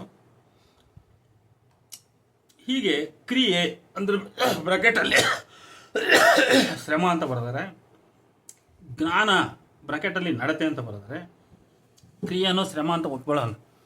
ಜ್ಞಾನ ಅನ್ನೋದು ನಡತೆ ಹೆಂಗಾಗಿತ್ತು ಅನ್ನೋ ಪ್ರಶ್ನೆ ಬರ್ತದೆ. ಇವೆರಡರ ಸಮನ್ವಯದ ಮೂಲಕ ಕರ್ಮವಾದಕ್ಕೆ ಪರ್ಯಾಯವಾಗಿ ಕಾಯಕ ಮತ್ತು ದಾಸೋಹಗಳ ಪರಿಕಲ್ಪನೆಯನ್ನು ಶರಣರು ಆಚರಣೆಯಲ್ಲಿ ತಂದರು. ನೋಡಿಲ್ಲಿ, ಕ್ರಿಯೆ ಮತ್ತು ಜ್ಞಾನಗಳ ಸಮನ್ವಯದ ಮೂಲಕ ಕರ್ಮವಾದಕ್ಕೆ ಪರ್ಯಾಯವಾಗಿ ಕಾಯಕ ಮತ್ತು ದಾಸೋಹಗಳ ಪರಿಕಲ್ಪನೆಯನ್ನು ಶರಣರು ಆಚರಣೆಯಲ್ಲಿ ತಂದರು ಅಂತ ಹೇಳ್ತಾರೆ. ಕರ್ಮಕಾಂಡ, ಜ್ಞಾನಕಾಂಡ ಅಂತ ಏನು ಹಿಂದೂ ಪರಿಕಲ್ಪನೆಗಳಲ್ಲಿ ಬರ್ತವೆ, ಅದಕ್ಕೆ ವಿರುದ್ಧವಾಗಿ ಅದರಿಂದ ತುಂಬ ಡಿಫ್ರೆಂಟಾಗಿ ಕಾಯಕ ಮತ್ತು ದಾಸೋಹವನ್ನು ತಂದರು. ಈ ಕಾಯಕ ಮತ್ತು ದಾಸೋಹ ತತ್ವಗಳು ಬಡತನ ಮತ್ತು ಅಸಮಾನತೆಯನ್ನು ಅಳಿಸಿ ಹಾಕಿ ಸಮಾಜವಾದದ ತಳಹದಿಯ ಮೇಲೆ ಹೊಸ ಸಮಾಜ ನಿರ್ಮಾಣವಾಯಿತು ಅಂತ ಹೇಳ್ಬಿಡ್ತಾರೆ. ಅದು ಮಾನವತಾವಾದದ ಆಚರಣೆಯ ಮೂಲಕ ಅಂತ ಬರೀತಾರೆ. ಪುಟ 33 ನೋಡಿ, ಅವರು ಪದಶಃ ಅವ್ರ ಪದಗಳು ಹೇಗಿದಾವೆ ಹಾಗೆ ಹೇಳ್ತಾ ಇದ್ದೀನಿ. ಈ ಕಾಯಕ ಮತ್ತು ದಾಸೋಹ ತತ್ವಗಳು ಬಡತನ ಮತ್ತು ಅಸಮಾನತೆಯನ್ನು ಅಳಿಸಿ ಹಾಕಿ ಸಮತಾವಾದದ ತಳಹದಿಯ ಮೇಲೆ ಹೊಸ ಸಮಾಜ ನಿರ್ಮಾಣವಾಯಿತು ಅಂತ ಹೇಳ್ತಾರೆ ಅವರು. ಅದು ಮಾನವತಾವಾದದ ಆಚರಣೆಯ ಮೂಲಕ ಅಂತ ಹೇಳ್ತಾರೆ. ಅಲ್ಲ, ನಿರ್ಮಾಣ ಆಗೇ ಬಿಡ್ತದೆ. ಇವರು ಅದನ್ನು ಇತಿಹಾಸವನ್ನು ತುಂಬ ಕಣ್ಣು ಸಾಕ್ಷಿಸಿದವರ ರೀತಿಯಲ್ಲಿ ಇದನ್ನು ಪ್ರೆಸೆಂಟ್ ಮಾಡ್ತಾರೆ. ವಚನಕಾರರಿಗೆ ಅಂಥ ಆಶಯ ಇತ್ತು, ಆ ನಿಟ್ಟಿನಲ್ಲಿ ಅವರು ಪ್ರಯತ್ನಿಸಿದರು, ಆ ನಿಟ್ಟಿನಲ್ಲಿ ಜನಗಳಿಗೆ ಬೋಧನೆಯನ್ನು ಮಾಡಿದರು ಅಂತ ಹೇಳ್ತಕ್ಕಂಥದ್ದು ಬೇರೆ. ಆದರೆ ಅದೆಲ್ಲ ಆಗಲೇ ಅದು ಎಕ್ಸಿಕ್ಯೂಟ್ ಆಯಿತು, ಇಂಪ್ಲಿಮೆಂಟ್ ಆಯಿತು. ಅವರ ಬಸವಣ್ಣನ ಒಂದು ಪ್ಲ್ಯಾನ್ಸ್ಗಳು ಏನಿದ್ವು, ಥಿಯರಿ ಏನಿದ್ವು, ಅವೆಲ್ಲವೂ ಪ್ರಾಕ್ಟಿಕಲಿ ಇಂಪ್ಲಿಮೆಂಟ್ ಆಗಿಬಿಟ್ವು ಅನ್ನೋ ರೀತಿಯಲ್ಲಿ ಮಾತಾಡ್ತಕ್ಕಂಥದ್ದು ಇದು ಚರಿತ್ರೆಗೆ ನಾವು ಮಾಡ್ತಕ್ಕಂಥ ಒಂದು ಅಪಚಾರ ಅಂತ ನನಗನ್ನಿಸ್ತದೆ. ಯಾಕಂದರೆ ಒಂದು ಬೌದ್ಧಿಕ ಅಪಚಾರ ಇವೆಲ್ಲ. ಚರಿತ್ರೆಯನ್ನು ನಾವು ಹೇಗೆ ನೋಡಿ ಹೇಗೆ ಮಾತಾಡ್ತಾ ಇದ್ದೀವಿ ಅಂತ. ಅವರ ಬರಹದ ಈ ಭಾಗದಲ್ಲಿ ಗಮನಿಸಲೇಬೇಕಾದ ಕೆಲವು ಅನೇಕ ಅಂಶಗಳಿವೆ. ಒಂದು, ಈ ಲೇಖಕರ ಪಕ್ಕ ಕಲಬುರ್ಗಿಯವರ ಜಂಗಮ ಸಮಾಜ ಸೂತ್ರ ಅವರು ಸ್ವೀಕಾರ ಮಾಡಿರೋದು. ದಾಸೋಹವು ದಾನಕ್ಕೆ ಪರ್ಯಾಯವಾಗಿ ಶರಣರು ಆಚರಣೆಗೆ ತಂದದ್ದು ಎಂಬುದನ್ನು ಅಕ್ಷರಶಃ ಒಪ್ಪಿದ್ದಾರೆ ಅವರು. ಶರಣರು ಉನ್ನತ ಆರ್ಥಿಕ ತಜ್ಞರಾಗಿಬಿಟ್ಟಿದ್ರು. ಇವರು ಹೇಳೋ ರೀತಿ ನೋಡಿದರೆ ಕಾಯಕ ಒಂದು ಜೀವನ ಸಿದ್ಧಾಂತ, ಜೀವನ ವಿಧಾನ ಮಾತ್ರವಲ್ಲ, ಆರ್ಥಿಕ ಸಮಾನತೆ ತರುವ ಸಾಧನ ಆಗಿತ್ತು. ಅದು ಕಾಯಕ ಕೆಲಸ. ಇದು ಹೇಗೆ ಒಪ್ಪದು? ಇದು ಕಾಯಕ ಆರ್ಥಿಕ ಸಮಾನತೆ ತರುವ ಕೆಲಸ ಏನಲ್ಲ. ಅದು ಕಾಯಕ ಅವರವರ ಜೀವನದ ಒಂದು ಮಾರ್ಗ, ಸಾಧನ. ಅದು ಆಯಾ ಶರಣನ ಜೀವನದ ಒಂದು ಸಾಧನ, ಅದು ಜೀವನದ ಒಂದು ಮಾರ್ಗ. ಆ ಮಾರ್ಗದಲ್ಲಿ ಅವನು ತನ್ನ ಬದುಕಿನ ಗಳಿಕೆಯನ್ನು, ಜೀವನದ ಗಳಿಕೆಯನ್ನು ಅವನು ಮಾಡಿಕೊಳ್ತಾ ಇದ್ದ. ಹೆಚ್ಚಿನದನ್ನು ಅವನು ಗುರುಲಿಂಗ ಜಂಗಮಕ್ಕೆ, ಶಿವರೂಪತ್ರಯಗಳಿಗೆ ದಾಸೋಹವಾಗಿ ಕೊಡ್ತಾ ಇದ್ದ. ಅದು ಅವನ ಭಕ್ತಿ ಕೊಡ್ತಾ ಇದ್ದ ದಾಸೋಹ. ಯಾಕಂದ್ರೆ ಆ ಮೌಲ್ಯದ ಮೇಲೆ ಅವನು ನಂಬಿಕೆಯನ್ನು ಇಟ್ಟಿದ್ದ. ಅವನು ಅದನ್ನು ಕೊಡ್ತಾ ಇದ್ದ. ಆ ದಾಸೋಹದಿಂದ ಜಂಗಮ ಸಮಾಜ ಬದುಕ್ತಾ ಇತ್ತು. ಯಾರು ಅಸಹಾಯಕರಿದ್ರು ಅವರು ಬದುಕ್ತಾ ಇದ್ರು ಅಂತ ಇಷ್ಟು. ಆದರೆ ಇದು ಆರ್ಥಿಕ ಸಮಾನತೆ ತರ್ತಕ್ಕಂಥ ಸಾಧನ ಅನ್ನೋದನ್ನು ಅದನ್ನು ಒಪ್ಪೋದು ತುಂಬ ಕಷ್ಟ. ಇದರ ಆಚರಣೆಯಿಂದ ಆಗಲಿ 12ನೇ ಶತಮಾನಕ್ಕೆ ಅದೇ ಸಮತಾವಾದಿ ಸಮಾಜ ನಿರ್ಮಾಣವಾಗೇ ಬಿಟ್ಟಿತ್ತು. ಅಂದರೆ ಅದು ಮುಂದೆ ಯಾರು ನಾಶ ಮಾಡಿದ್ರು ಅನ್ನೋ ಪ್ರಶ್ನೆ ಹುಟ್ಟುತ್ತದೆ. ಸಮಾನ ಆಗೇ ಬಿಟ್ಟಿತ್ತು, ಸ್ಥಾಪನೆ ಆಗಿಬಿಟ್ಟಿತ್ತು. ಅಂದರೆ ಯಾರು ನಾಶ ಮಾಡಿದರು? ಶರಣರು ಕಾಯಕ ತತ್ವ ಹೇಳುವ ಮುನ್ನ ಜನರಿಗೆ ಕೆಲಸ ಗೊತ್ತಿರಲಿಲ್ವೇ? ಹಂಗಾದರೆ ಅವ್ರೇನು ಭಿಕ್ಷೆ ಬೇಡ್ತಾ ಇದ್ರ? ಹೀಗೆ ಅನೇಕ ಪ್ರಶ್ನೆಗಳು ಹುಡ್ತವೆ. ಆಮೇಲೆ ಜ್ಞಾನ ನಡತೆನ ಅಲ್ಲ, ಯಾಕೆ ಇಷ್ಟೊಂದು ಸ್ವಪೋಲ ಕಲ್ಪಿತ ಆಲೋಚನೆಗಳನ್ನು ನಮ್ಮ ಪಂಡಿತರು ವಚನ ಸಾಹಿತ್ಯ ಶರಣ ಚಳುವಳಿಗೆ ಸೇರಿಸ್ತಾ ಇದ್ದಾರೆ? ಹೊಗಳುವುದೇ ಒಂದು ಪಾಂಡಿತ್ಯವೇ ಅಂತ ಈ ಪ್ರಶ್ನೆಗಳೆಲ್ಲ ಹುಡ್ತಾವೆ ಇಲ್ಲಿ. ಯಾಕೆ ಸುಮ್ಮನೆ ನಾವು ಅದಕ್ಕಿಲ್ಲದ್ದು ಆ್ಯಡ್ ಮಾಡ್ಬೇಕು? ನಾವು ಅದಕ್ಕೆ ಶರಣ ಚಳುವಳಿಗೆ ನನ್ನ ಜ್ಞಾನದ ಹಸಿವಿದ್ದರೆ ನಾನು ವಚನ ಓದಿಕೊಳ್ತೀನಿ, ಅದನ್ನು ಆನಂದಿಸ್ತೀನಿ, ಅದನ್ನು ಅರ್ಥ ಮಾಡಿಕೊಳ್ತಿದ್ದೀನಿ, ಅಥವಾ ನಾನು ಅರ್ಥ ಮಾಡಿಕೊಂಡಿದ್ದನ್ನು ಇನ್ನೊಬ್ಬರಿಗೆ ಹೇಳ್ತಿದ್ದೀನಿ, ಸರಿ. ಅದರ ಅರ್ಥ ಮಾಡಿಕೊಂಡು ಹೇಳುವಾಗ ಅಲ್ಲಿ ಎಷ್ಟಿದೆಯೋ ಅದಕ್ಕಿಂತ ಹೆಚ್ಚಿನದನ್ನು ನಾನು ಕಲ್ಪಿಸಿಕೊಂಡ್ರೆ ಅದು ಸಪೋಲ ಕಲ್ಪಿತ. ಆ ಕಲ್ಪಿತ ವಿಚಾರಗಳನ್ನೆಲ್ಲ ನನಗೆ ನಾನೇ ಆನಂದಿಸಿ ಭಾವಿಸ್ಕೊಂಡ್ರೆ ಅದು ನನಗೆ ವೈಯಕ್ತಿಕ ಬಿಟ್ಟದ್ದು. ಆದರೆ ಅದನ್ನು ನಾನು ಒಂದು ಲೇಖನವಾಗಿಯೋ ಭಾಷಣವಾಗಿಯೋ ಹೇಳಿದರೆ ನಾನೇನೋ ಸಾಮಾಜಿಕವಾಗಿ ಬೇರೊಂದು ಅಭಿಪ್ರಾಯವನ್ನು ರೂಪಿಸಲಿಕ್ಕೆ ಹೊರಟಿದ್ದೀನಿ ಅಂತ ಅರ್ಥ ಆಗ್ತದೆ. ಅದು ಆ ಕೆಲಸವನ್ನು ನಮ್ಮ ಎಲ್ಲ ವಚನ ಪಂಡಿತರು, ಬಹುತೇಕ ವಚನ ಪಂಡಿತರು ಮಾಡಿದ್ದಾರೆ. ಇನ್ನು ದೇವರ ಪರಿಕಲ್ಪನೆ ಎಂಬ ಭಾಗದಲ್ಲಿ ಅವರ ಬರಹ ಒಂಥರ ಗೊಂದಲ ಮುಕ್ತವಾಗಿಲ್ಲ. ಅರಿತೊಡೆ ಶರಣ ಮರೆತೊಡೆ ಮಾನವ ಎಂದು ಮಾನವತೆಯಲ್ಲೇ ದೈವತ್ವವನ್ನು ಬಸವಣ್ಣನವರು ಕಂಡರು ಅಂತ ಬರೀತಾರೆ ಅಲ್ವಾ. ಮಾನವತೆಯಲ್ಲೇ ದೈವತ್ವವನ್ನು ಕಂಡರು ಅಂತ ಬರೀತಾರೆ. ಹೀಗೆ ಬರೆಯುತ್ತಾ ಇಷ್ಟಲಿಂಗವನ್ನು ನೆಟ್ಟ ದೃಷ್ಟಿಯಿಂದ ನೋಡುವ ಶಿವಯೋಗಕ್ಕೆ ವೈಜ್ಞಾನಿಕ ತಳಹದಿ ಕೊಟ್ಟು ಅಂತ ಬೇರೆ ಹೇಳ್ತಾರೆ. ಮತ್ತೆ ವೈಜ್ಞಾನಿಕ ತಳಹದಿ ಕೊಟ್ಟು ಎಲ್ಲ ಯೋಗಗಳಿಗಿಂತ ಸುಲಭವಾದ ಯೋಗವನ್ನು ಪರಿಚಯಿಸಿದ್ದಾರೆ ಅಂತ ಬರ್ತಾರೆ. ಲಿಂಗವನ್ನು ನೆಟ್ಟ ದೃಷ್ಟಿಯಿಂದ ನೋಡುವುದೇ ಶಿವಯೋಗ, ಅದಕ್ಕೆ ಕೊಟ್ಟ ವೈಜ್ಞಾನಿಕ ತಳಹದಿ ಅಂದರೆ ಎಂಥದ್ದು? ಶಿವಯೋಗ ಅಂದರೆ ಅದಕ್ಕೆ ಇನ್ನೂ ಬೇರೆ ಬೇರೆ ಅರ್ಥ ಇದೆ. ಬರೀ ಲಿಂಗನ ಹಿಂಗೆ ದೃಷ್ಟಿಯಲ್ಲಿಟ್ಟು ನೆಟ್ಟು ನೋಡಿಬಿಟ್ರೆ ಅದು ಶಿವಯೋಗ ಅಲ್ಲ. ಶಿವಯೋಗದ ಅರ್ಥ ವಚನಗಳನ್ನು ನಾವು ಓದ್ದಾಗ ಅಲ್ಲಿ ನಮಗೆ ಸ್ಪಷ್ಟವಾಗ್ತದೆ. ಏನಂತ ಹೇಳಿದರೆ, ಜೀವಾತ್ಮ ಮತ್ತು ಪರಮಾತ್ಮ ಅಭಿನ್ನ. ಮೊದಲಿಗೆ ಭಕ್ತ ಸ್ಥಳದಲ್ಲಿ ನಾನು ಭಿನ್ನ ಅಂತ ತಿಳ್ಕೊಂಡಿರ್ತೀನಿ, ಅಥವಾ ಆರಂಭದ ನನ್ನ ಭಕ್ತಿ ಪಥದಲ್ಲಿ ಆರಂಭಿಕ ಜೀವನದಲ್ಲಿ ನಾನು ಬೇರೆ, ಶಿವ ಬೇರೆ, ನಾನು ಬೇರೆ, ಪರಮಾತ್ಮ ಬೇರೆ ಅಂತ ನಾನು ತಿಳಿದಿರ್ತೀನಿ. ಇದೊಂದು ಭೇದ ಭಾವ ನನ್ನಲ್ಲಿರ್ತದೆ. ಇದು ದ್ವೈತ. ಈ ದ್ವೈತ ಮೆಲ್ಲಕ್ಕೆ ಕ್ರಮೇಣ ಅದು ಅಳಿದು ಹೋಗಿ ನಾನು ಆ ಪರಮಾತ್ಮ ಅಭಿನ್ನ ಅಂತ ಹೇಳಿ ಈ ಥರದ ಅದ್ವೈತ ಭಾವವನ್ನು ನಾನು ಯಾವತ್ತೂ ತಾಳ್ತೀನೋ, ಅಂಗಲಿಂಗ ಒಂದೇ, ಆತ್ಮ ಪರಮಾತ್ಮ ಒಂದೇ ಅಂತ ತಾಳ್ತೀನೋ, ಅದರೊಳಗೆ ನಾನು ಪೂರ್ಣ ಸಮರಸವಾಗಿ ಬೆರೆತು ಹೋಗ್ತೀನೋ, ಅದು ಶಿವಜ್ಞಾನ. ಒಂದು ರೀತಿಯಲ್ಲಿ ಕನ್ನಡಿಯ ಮುಂದೆ ನಿಂತಾಗ ಆ ಪ್ರತಿಬಿಂಬ ಅಲಮ ಪ್ರಭುವಿನಲ್ಲಿ ಇದು ಚೆನ್ನಾಗಿ ಬರ್ತದೆ. ಇದು ಆ ಪ್ರತಿಬಿಂಬದೊಳಗೆ ನಾನೇ ಸಂಪೂರ್ಣ ಮಾಯವಾಗಿ, ಅದನ್ನ ಇನ್ನು ಪ್ರಭುವಿನ ಮಾತಿನಲ್ಲಿ ಹೇಳೋದಾದರೆ ಅರಿವು ಮರೆಹು ಅನ್ನೋ ಪದವನ್ನು ಬಳಸ್ತಾನಂತ ಅಲಮ ಪ್ರಭು. ಮೊದಲು ಅರಿವು ಬೇಕು, ಭಕ್ತಿಯ ಪಥದ ಆರಂಭದಲ್ಲಿ ಅರಿವು ಬೇಕು, ಅಂದರೆ ಆ ಶಿವಜ್ಞಾನವನ್ನು ಅರ್ಥ ಮಾಡ್ಕೊಳ್ತಕ್ಕಂಥದ್ದು ಬೇಕು. ಅದಾದ ಮೇಲೆ ಮುಂದಿನ ಸ್ಟೆಪ್ನಲ್ಲಿ ಅರಿವಿಗಿಂತ ಮರಹು ಬೇಕು. ಆ ಮರಹು ಅಂದರೆ ನಾನು ಅದು ಬೇರೆ ಅನ್ನೋದು ನನ್ನಲ್ಲಿ ಆ ಅರಿವು ಉಂಟಾಗಿ ಆಮೇಲೆ ಅದನ್ನು ಮರೆತು ನಾನು ಶಿವ ಅಭಿನ್ನ ಅಂದು ನಾನು ಸಂಪೂರ್ಣ ಬಯಲು ಸ್ಥಿತಿ, ಶೂನ್ಯ ಸ್ಥಿತಿಯಲ್ಲಿ ನನ್ನನ್ನು ನಾನು ಲೀನವಾಗಿಸಿಕೊಳ್ಳುವ ಕ್ರಿಯೆ ಏನಿದೆಯಲ್ಲ, ಇಂಥ ಒಂದು ಯೌಗಿಕ ಭಾವನೆ ಅಥವಾ ಆ ಯೌಗಿಕ ಧ್ಯಾನದ ಎತ್ತರ, ಅದನ್ನು ಶಿವಯೋಗ ಅಂತ ಕರೆಯೋದು. ಕೇವಲ ಹಿಂಗೆ ಲಿಂಗನ ನೆಟ್ಟ ಇಟ್ಕೊಂಡು ನೋಡಿಬಿಟ್ರೆ ಅದು ಶಿವಯೋಗ ಅಲ್ಲ. ಆದ್ದರಿಂದ ಇದಕ್ಕೆ ವೈಜ್ಞಾನಿಕ ತಳಹದಿ ಅಂದರೆ ಎಂಥದ್ದು ಅಂತ ಪ್ರಶ್ನೆ ಬರ್ತದೆ ಇಲ್ಲಿ. ನನಗೆ ಇದನ್ನಂತೂ ಕಲ್ಪಿಸ್ಕೊಳ್ಳೋಕ್ಕೆ ಸಾಧ್ಯವಿಲ್ಲ. ಯಾಕಂದರೆ ಆಧ್ಯಾತ್ಮಿಕ ಚಿಂತನೆಗಳಲ್ಲಿ ವೈಜ್ಞಾನಿಕತೆಯ ಪ್ರಶ್ನೆ ಬರೋದಿಲ್ಲ. ಎಲ್ಲ ಯೋಗಗಳಿಗಿಂತ ಸುಲಭವಾದ ಯೋಗ ಅಂತ ಪರಿಚಯಿಸಿದರು ಅಂತ ಹೇಳ್ತಾರೆ. ಲಿಂಗವನ್ನು ನೆಟ್ಟ ದೃಷ್ಟಿಯಿಂದ ನೋಡು ಶಿವಯೋಗ ಅಲ್ಲ. ಎಲ್ಲ ಯೋಗಗಳು ಅವೈಜ್ಞಾನಿಕವೇ ಅಲ್ವಾ. ಆಮೇಲೆ ಕುಲಕುಂಡಲಿನಿ, ಮೂಲಾಧಾರ ಚಕ್ರ, ಸುಷುಮ್ನ, ಮುದ್ರೆ, ಈ ಎಲ್ಲ ಯೋಗ ಕಲ್ಪನೆಗಳು ಕೂಡ ಅವೈಜ್ಞಾನಿಕವೇ. ಬೇರೆ ಬೇರೆ ಯೋಗಗಳೆಲ್ಲ ಬರ್ತವೆ. ಇನ್ನು ನೆಕ್ಸ್ಟ್, ಯಾಕೆ ಇವರು ಇಂಥ ಗೊಂದಲ ಸೃಷ್ಟಿಸ್ತಾರೆ ಅನ್ನೋ ಪ್ರಶ್ನೆ ಅಲ್ಲಲ್ಲಿ ಅಜ್ಜಾಜಿಗೆ ಹುಡ್ತದ. ಅದು ಅದರಲ್ಲಿ ಇದ್ದಷ್ಟೇ ನಾವು ಹೇಳಿದರೆ ನಮ್ಮದೇನು ಕಿಮ್ಮತ್ತು ಕಡಿಮೆ ಆಗ್ತದ ಅಂತ. ಇನ್ನು ಧರ್ಮದ ಪರಿಕಲ್ಪನೆ ಎಂಬ ಭಾಗ ಬರಹವು ಕೂಡ ಅಷ್ಟೇ ಗೊಂದಲಕಾರಿ. ಧರ್ಮ ಎನ್ನುವುದು ಒಂದೇ, ಅದು ವಿಶ್ವಧರ್ಮ. ಬಸವಣ್ಣನವರು ಸ್ಥಾಪಿಸಿದ್ದು ವಿಶ್ವಧರ್ಮ ಆಗಿದ್ದರೆ ವಿಶ್ವದಲ್ಲಿ ಬೌದ್ಧ, ಜೈನ, ಕ್ರಿಶ್ಚಿಯನ್, ಇಸ್ಲಾಂ ಇನ್ನೂ ಮುಂತಾದ ಇರುತ್ತಿದ್ದವು. ಎಲ್ಲೆಡೆ ವೀರಶೈವ ಲಿಂಗಾಯತ ಅಷ್ಟೇ ಇರಬೇಕಾಗಿತ್ತಲ್ಲ. ಬಸವಣ್ಣನವರು ಸ್ಥಾಪಿಸಿದ್ದು ವಿಶ್ವಧರ್ಮ ಅಂತ ಹೇಳಿದ್ದಾರೆ.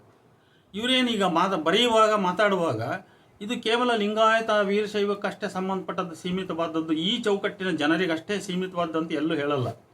ಅಖಂಡ ಜನ ಸಮುದಾಯವನ್ನೇ ಉದ್ದೇಶಿಸಿ ಮಾತಾಡ್ತಕ್ಕಂಥ ಮಾತುಗಳಾಗ್ತವೆ. ಹಂಗಾಗಿ ಇದು ಭಾರತೀಯರಿಗಂತ ಅಲ್ಲ, ವಿಶ್ವದ ಎಲ್ಲರಿಗೂ ಅನ್ವಯವಾಗುವಂಥ ಮಾತುಗಳೇ ಇವು. ಅದನ್ನು ಕನ್ನಡದಲ್ಲಿ ನಾವು ಮಾತಾಡಿರ್ತೀವಿ ಅಷ್ಟೇ. ಸರಿ, ಹಾಗಾದರೆ ಬಸವಣ್ಣನವರು ಸ್ಥಾಪಿಸಿದ್ದು ವಿಶ್ವಧರ್ಮ, ಸರಿ ಒಪ್ಕೊಳ್ಳೋಣ. ಮತ್ತು ಹಂಗಾದ್ರೆ ವಿಶ್ವದಲ್ಲಿ ಬೇರೆ ಬೇರೆ ಪೌರಾತ್ಯ ರಾಷ್ಟ್ರಗಳಲ್ಲಿ ಕ್ರಿಶ್ಚಿಯನ್ ಧರ್ಮ ಯಾಕಿರ್ತಿತ್ತು, ಕೊಲ್ಲಿ ರಾಷ್ಟ್ರಗಳಲ್ಲಿ ಇಸ್ಲಾಂ ಧರ್ಮ ಯಾಕಿರ್ತಿತ್ತು, ಬರ್ಮಾ, ಚೈನಾ, ಜಪಾನ್ಗಳು ಮತ್ತು ಶ್ರೀಲಂಕಾ ಇವುಗಳಲ್ಲಿ ಬೌದ್ಧ ಧರ್ಮ ಯಾಕಿರ್ತಿತ್ತು, ಭಾರತದಲ್ಲಿ ಹಿಂದೂ ಧರ್ಮ ಅಂತೇಳಿ ಮತ್ತು ಬೇರೆ ಬೇರೆ ದೇವರುಗಳ ಪೂಜೆಗಳೆಲ್ಲ ಯಾಕಿರ್ತಿದ್ವು, ಇವೆಲ್ಲ ಪ್ರಶ್ನೆ ಬರ್ತದೆ. ಬಸವಣ್ಣನವರ ಧರ್ಮ ಆಚಾರ ಪ್ರಧಾನವಾದುದು, ವಿಚಾರ ಪ್ರಧಾನವಾದುದಲ್ಲ ಅಂತ ಮತ್ತೆ ಹೇಳ್ತಾರೆ. ನುಡಿ ಮತ್ತು ನಡೆ ಒಂದೇ ಆಗಿರುವ ಧರ್ಮ, ಅದು ಆಚಾರವೇ ಪ್ರಾಣವಾದ ಧರ್ಮ ಅಂತ ಬೇರೆ ಹೇಳ್ತಾರೆ. ಆಚಾರ ವಿಚಾರ ಅಂದರೆ, ಆಚಾರ ಅಂದರೆ ನಡೆ, ಕ್ರಿಯೆ ಇದೇ ಆಚಾರ ನನ್ನ ಅರ್ಥದಲ್ಲಿ, ಹೌದಾ? ನಡೆ, ಆಚರಣೆ, ವಿಧಿಗಳು ಏನಿರ್ತಾವಲ್ಲ, ಕರ್ಮಕ್ರಿಯೆಗಳು, ಅವೆಲ್ಲ ಕ್ರಿಯೆ, ಅವು ಅದೇ ಕರ್ಮಕಾಂಡ. ಜ್ಞಾನ ಅಂದರೆ ಅದರ ಮೇಲೆ, ಆ ಶಿವನ ಮೇಲೆ ಏನು ಒಂದು ಆಧ್ಯಾತ್ಮಿಕ ಚಿಂತನೆ, ವಿಚಾರ, ನಂಬಿಕೆಗಳಿರ್ತಾವಲ್ಲ, ಅದು ಜ್ಞಾನ, ಅದು ಅಲ್ವಾ? ಬಸವಣ್ಣ ಬೋಧಿಸಿರುವ ಧರ್ಮದಲ್ಲಿ ಕೇವಲ ಬಾಹ್ಯಾಚಾರಗಳಿಲ್ಲ, ಅಥವಾ ಒಟ್ಟು ಶರಣರ ಧರ್ಮದಲ್ಲಿ ಕೇವಲ ಬಾಹ್ಯಾಚಾರಗಳಿಲ್ಲ. ಅದರಲ್ಲೂ ಅಲ್ಲಮ ಪ್ರಭುವಿಗೆ ಹೋದರೆ ಆತ ಪಕ್ಕ ಬಾಹ್ಯ ಪೂಜೆಯನ್ನು ನಿರಾಕರಿಸಿಬಿಡ್ತಾನಂತ. ಬಾಹ್ಯ ಪೂಜೆಯನ್ನು ಒಪ್ಪದೇ ಇಲ್ಲ ಅಲ್ವಾ? ಬಾಹ್ಯ ಪೂಜೆಯನ್ನು ಒಪ್ಪಲ್ಲ, ಭೌತಿಕ ಲಿಂಗ ಸ್ವರೂಪವನ್ನು ಕೂಡ ಅಲ್ಲಮ ಪ್ರಭು ಒಪ್ಪಲ್ಲ. ಆತ ಪ್ರಾಣಲಿಂಗಿ, ಆತ ಪ್ರಾಣಲಿಂಗವನ್ನು ಒಪ್ತಾನೆ. ಅದೇ ರೀತಿ ಬಸವಣ್ಣನವು ಕೂಡ ಕೇವಲ ಭೌತಿಕ ಧರ್ಮಾಚಾರಗಳನ್ನಷ್ಟೇ ಆತ ಧರ್ಮ ಅಂತ ಹೇಳಲಿಲ್ಲ.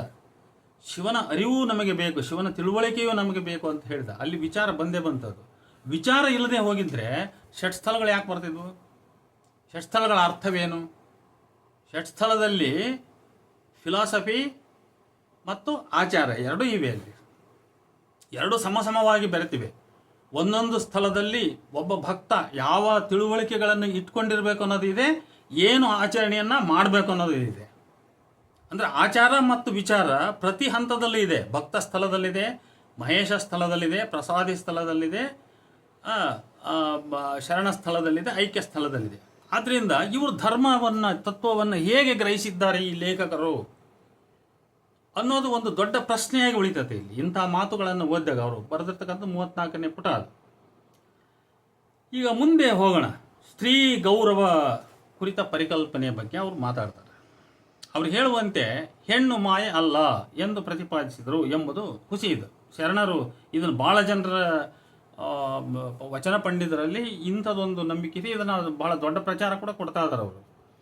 ಅವರು ಕೆಲವೇ ವಚನಗಳನ್ನು ಉಲ್ಲೇಖಿಸ್ತಾರೆ. ಮಲೆಮುಡಿ ಬಂದರೆ ಹೆಣ್ಣೆಮ್ಮರಿದು ಕಾಯಂ ಎಲ್ಲ ಭಾಳಷ್ಟು ಪಂಡಿತರು ಇದನ್ನು ಮಲೆಮುಡಿ ಬಂದರೆ ಹೆಣ್ಣೆಮ್ಮರು, ಗಡ್ಡ ಮೀಸೆ ಬಂದರೆ ಗಂಡೆಂಬರು, ಒಳಗಿರುವ ಆತ್ಮ ಗಂಡು ಅಲ್ಲ, ಅದು ಹೆಣ್ಣು ಅಲ್ಲ ಅಂತ ಹೇಳಿದರು.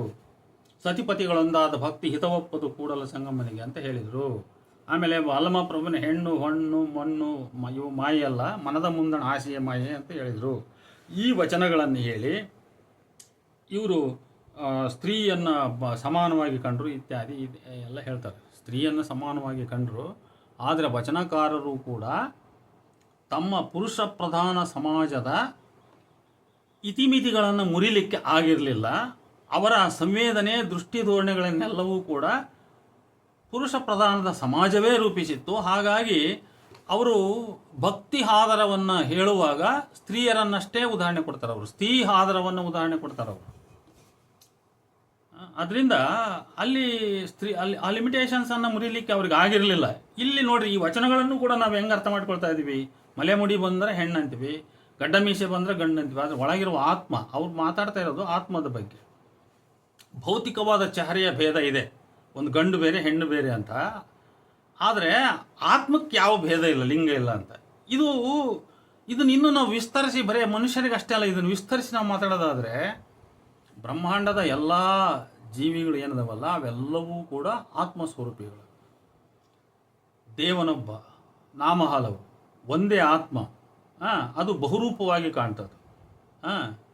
ಬ್ರಹ್ಮ ಒಂದೇ, ಆದರೆ ಅದನ್ನು ವಿಪ್ರ ಬಹುಧಾವದಂತಿ ಅಲ್ವಾ?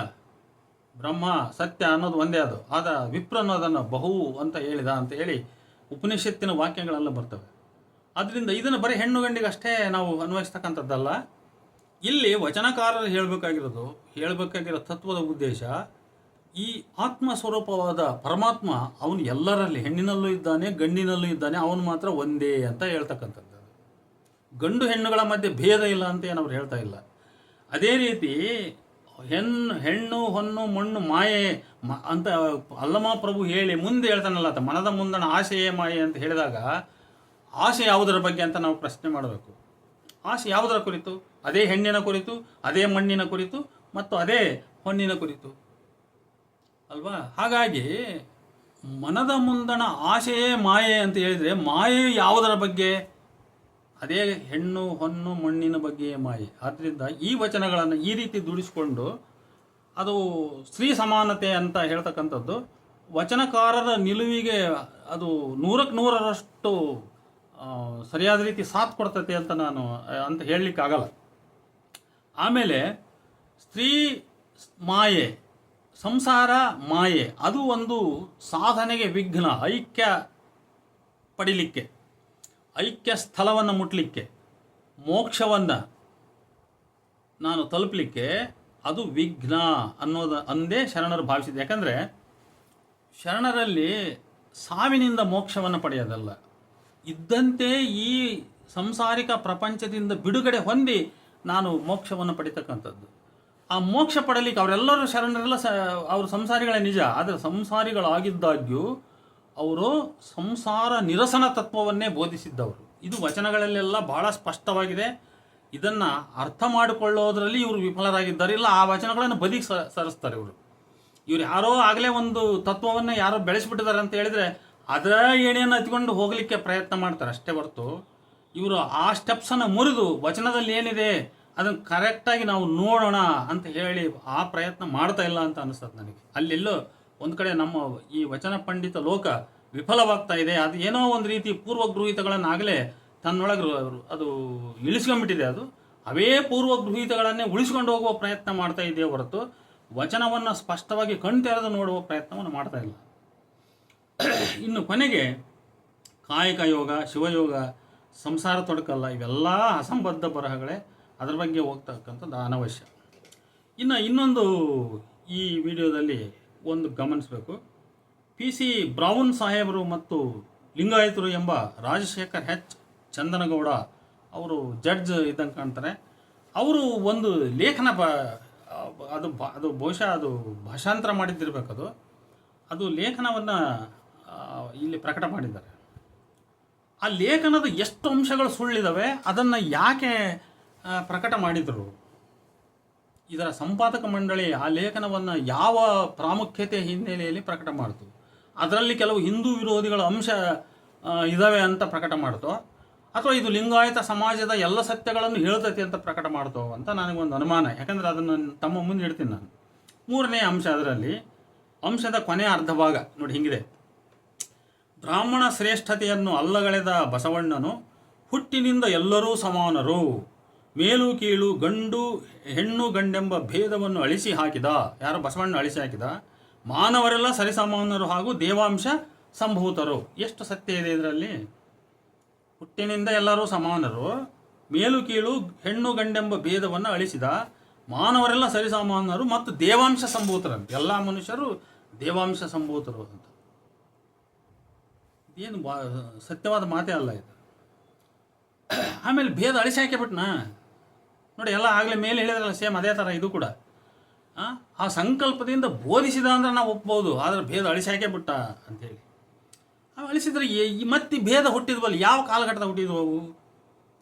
ಮಾನವರೆಲ್ಲ ದೇವಾಂಶ ಸಂಭೂತರಾದ ಬಳಿಕ ಮತ್ತು ಲಿಂಗ ಪೂಜೆ, ಶಿವಧ್ಯಾನ, ದೇವರ ಧ್ಯಾನ, ಐಕ್ಯತೆಯ ಒಂದು ಆಕಾಂಕ್ಷೆ ಇವೆಲ್ಲ ಯಾಕೆ ಬೇಕಂಗಾದ್ರೆ? ನಾವೇ ದೇವಾಂಶ ಸಂಭೂತರು, ನಮ್ಮನ್ನು ಬೇರೆ ಯಾವುದೋ ನಾಯಿ ಪಶುಗಳನ್ನು ಧ್ಯಾನ ಮಾಡಲಿ ಅಂತ. 4ನೇ ಅಂಶದಲ್ಲಿ ಬ್ರಾಹ್ಮಣರಲ್ಲಿ ವಿಧವೆಯರನ್ನು ಸಾಮಾಜಿಕವಾಗಿ ಬಹಿಷ್ಕರಿಸುವ ಕುರಿತು ಅವರು ಹೇಳಿ, ರಂಡೆಯರು ತಲೆಬೋಳಿಸಿಕೊಳ್ಳುವುದು, ಗೌರವ ಸ್ಥಾನವಿಲ್ಲ ಇತ್ಯಾದಿ ಬ್ರಾಹ್ಮಣ ಸಮಾಜದ ಹೇಳ್ತಾರೆ ಅವರು. ಅಲ್ಲಿಯ ವಿಧವೆಯರು ತಲೆಬೋಳಿಸ್ಕೊತಾರೆ, ಅವರಿಗೆ ಬ್ರಾಹ್ಮಣ ಸಮಾಜದ ಗೌರವವಿಲ್ಲ ಅಂತ ಅವ್ರು ಹೇಳ್ತಾರೆ. ಅದು ಹೇಳಿ ಮುಂದೆ ಲಿಂಗಾಯತಕ್ಕೆ ಬರ್ತಾರೆ. ಕುಂಕುಮ, ತಾಳಿ, ಬಳೆ, ಮೂಗುತಿ, ಕಾಲುಂಗುರ ಧರಿಸುವಂತಿಲ್ಲ, ಲಿಂಗಾಯತರಲ್ಲಿ ಇವು ನಿಷೇಧಿಸಲ್ಪಟ್ಟಿಲ್ಲ ಎಂದು ಬರೆಯುವುದು ಸತ್ಯ ದೂರ. ಯಾಕಂದರೆ ಎಲ್ಲರೂ ಲಿಂಗಾಯತ ಸಮಾಜದೊಳಗೆ ಇದ್ದವರೇ ನಾವು. ಎಲ್ಲರಲ್ಲೂ ಕೂಡ ಗಂಡನು ಪತಿ ತೀರಿಕೊಂಡಾಗ ಹೆಂಡತಿ ತಾಳಿಯನ್ನು ತೆಗಿತಾಳೆ, ಮೂಗುತಿಯನ್ನು ತೆಗಿತಾಳೆ, ಕಾಲುಂಗುರ ತೆಗಿತಾಳೆ, ಕುಂಕುಮ ಹಚ್ಚಲ್ಲ. ಇವೆಲ್ಲ ನಡತೆಗಳು ಲಿಂಗಾಯತರಲ್ಲಿವೆ. ಇವರು ಇಲ್ಲ ಅಂತ ಯಾರು, ಅದು ಯಾವ ಪುಣ್ಯಾತ್ಮ ಲಿಂಗಾಯತ ಸಮಾಜ ತಿಳಿದು ಬರೆದಿದ್ದಾನೆ ಇದನ್ನು? ಇನ್ನು 5ನೇ ಪಾಯಿಂಟ್ ನೋಡೋಣ. ಲಿಂಗಾಯತರಲ್ಲಿ ಜಾತಿ ಭೇದವಿಲ್ಲ ಎಂದಿರುವರು. ಇದು ಕೂಡ ಸತ್ಯ, ಸತ್ಯ ದೂರವೇ. ಯಾಕಂದರೆ ಲಿಂಗಾಯತರಲ್ಲಿ ಸುಮಾರು ಹೆಚ್ಚು ಕಮ್ಮಿ ಒಂದು 30-40 ಉಪಜಾತಿಗಳೆಲ್ಲ ಇವೆ. ಭಾಳ ಮುಖ್ಯವಾಗಿ ನಾನು ಹೇಳೋದು, ಈಗ ಲಿಂಗಾಯತ ಹಡಪ್ದಾರ್ ಅಂತ ಇದ್ದಾರೆ, ಲಿಂಗಾಯತ ಕುಂಬಾರರಿದ್ದಾರೆ, ಲಿಂಗಾಯತ ನೇಕಾರರಿದ್ದಾರೆ, ಶಿವಶಿಂಪಿ ಅಂತ ಕರೀತಾರೆ ಅವರಿಗೆ, ಹೂಗಾರರಿದ್ದಾರೆ, ಶೀಲವಂತರಿದ್ದಾರೆ, ಮುಂತಾದ ಹಿಂಗೆ 10-50 ಜಾತಿಗಳೆಲ್ಲ ಇವೆ. ಅವೆಲ್ಲವೂ ಇವತ್ತು ಅಖಂಡವಾಗಿ ಒಂದಾಗಿಲ್ಲ. ಇವು ಅವರೆಲ್ಲ ಲಿಂಗಾಯತ ಅಂತ ಬರ್ಕತ್ತಾರೆ. ಆದರೆ ಯಾರು ಒಂದು ಇಂಟರ್ ಕ್ಯಾಸ್ಟ್ ಕಮ್ಯುನಿಟಿ ಮ್ಯಾರೇಜ್ ಮಾಡ್ಕೊಳ್ತಕ್ಕಂಥದ್ದು, ಎಲ್ಲರೂ ಸಮಾನ ಅಂತ ಇದು ಯಾವುದೂ ಇವತ್ತು ಜಾರಿಗೆ ಬಂದಿಲ್ಲ. ಹೌದಾ? ಅದರಿಂದ ಇಲ್ಲಿ ಕೂಡ ಅಸಮಾನತೆ ಇದೆ. ಸಾಧು ಲಿಂಗಾಯತರನ್ನೇ ಒಂದೊಮ್ಮೆ ಪಂಚಾಚಾರ್ಯ ಐಗಳು ಶೂದ್ರ ಸಮಾನವಾಗಿ ಕಂಡ ಇತಿಹಾಸವನ್ನು ಸ್ವತಃ ಚಿದಾನಂದ ಮೂರ್ತಿಯವರು ಅವರ ಪುಸ್ತಕದಲ್ಲಿ ದಾಖಲಿಸಿದ್ದನ್ನು ನಾನು ಓದಿದ್ದೇನೆ. ಅದನ್ನು ಇವತ್ತಿಲ್ಲಿ ಸ್ಮರಿಸ್ತೀನಿ ನಾನು. ಸಾಧು ಲಿಂಗಾಯತರ ಅವರು ಇಲ್ಲೇ ಚನ್ನಗಿರಿ ತಾಲೂಕು ಕೋಗಲೂರಿನವರು, ಯಾರು ಚಿದಾನಂದ ಮೂರ್ತಿಯವರು. ಇಲ್ಲಿ ಸಾಧು ಮತ್ತು ಪಂಚಾಚಾರ್ಯ ಜನಾಂಗ ಎರಡೂ ಇದ್ದಾರೆ. ಒಂದೊಮ್ಮೆ ಸಾಧು ಲಿಂಗಾಯತರಿಗೆ ಸ್ವಂತ ಜಂಗಮರು ಐನೇರುಗಳು ಇಲ್ಲದಂಥ ಕಾಲದಲ್ಲಿ ನಮ್ಮ ಸಾಧು ಲಿಂಗಾಯತ ಜನಸಮುದಾಯ ಪಂಚಾಚಾರ್ಯ ಸ್ವಾಮಿಗಳಿಗೆ ನಡ್ಕೊಂಡಂಥದ್ದು.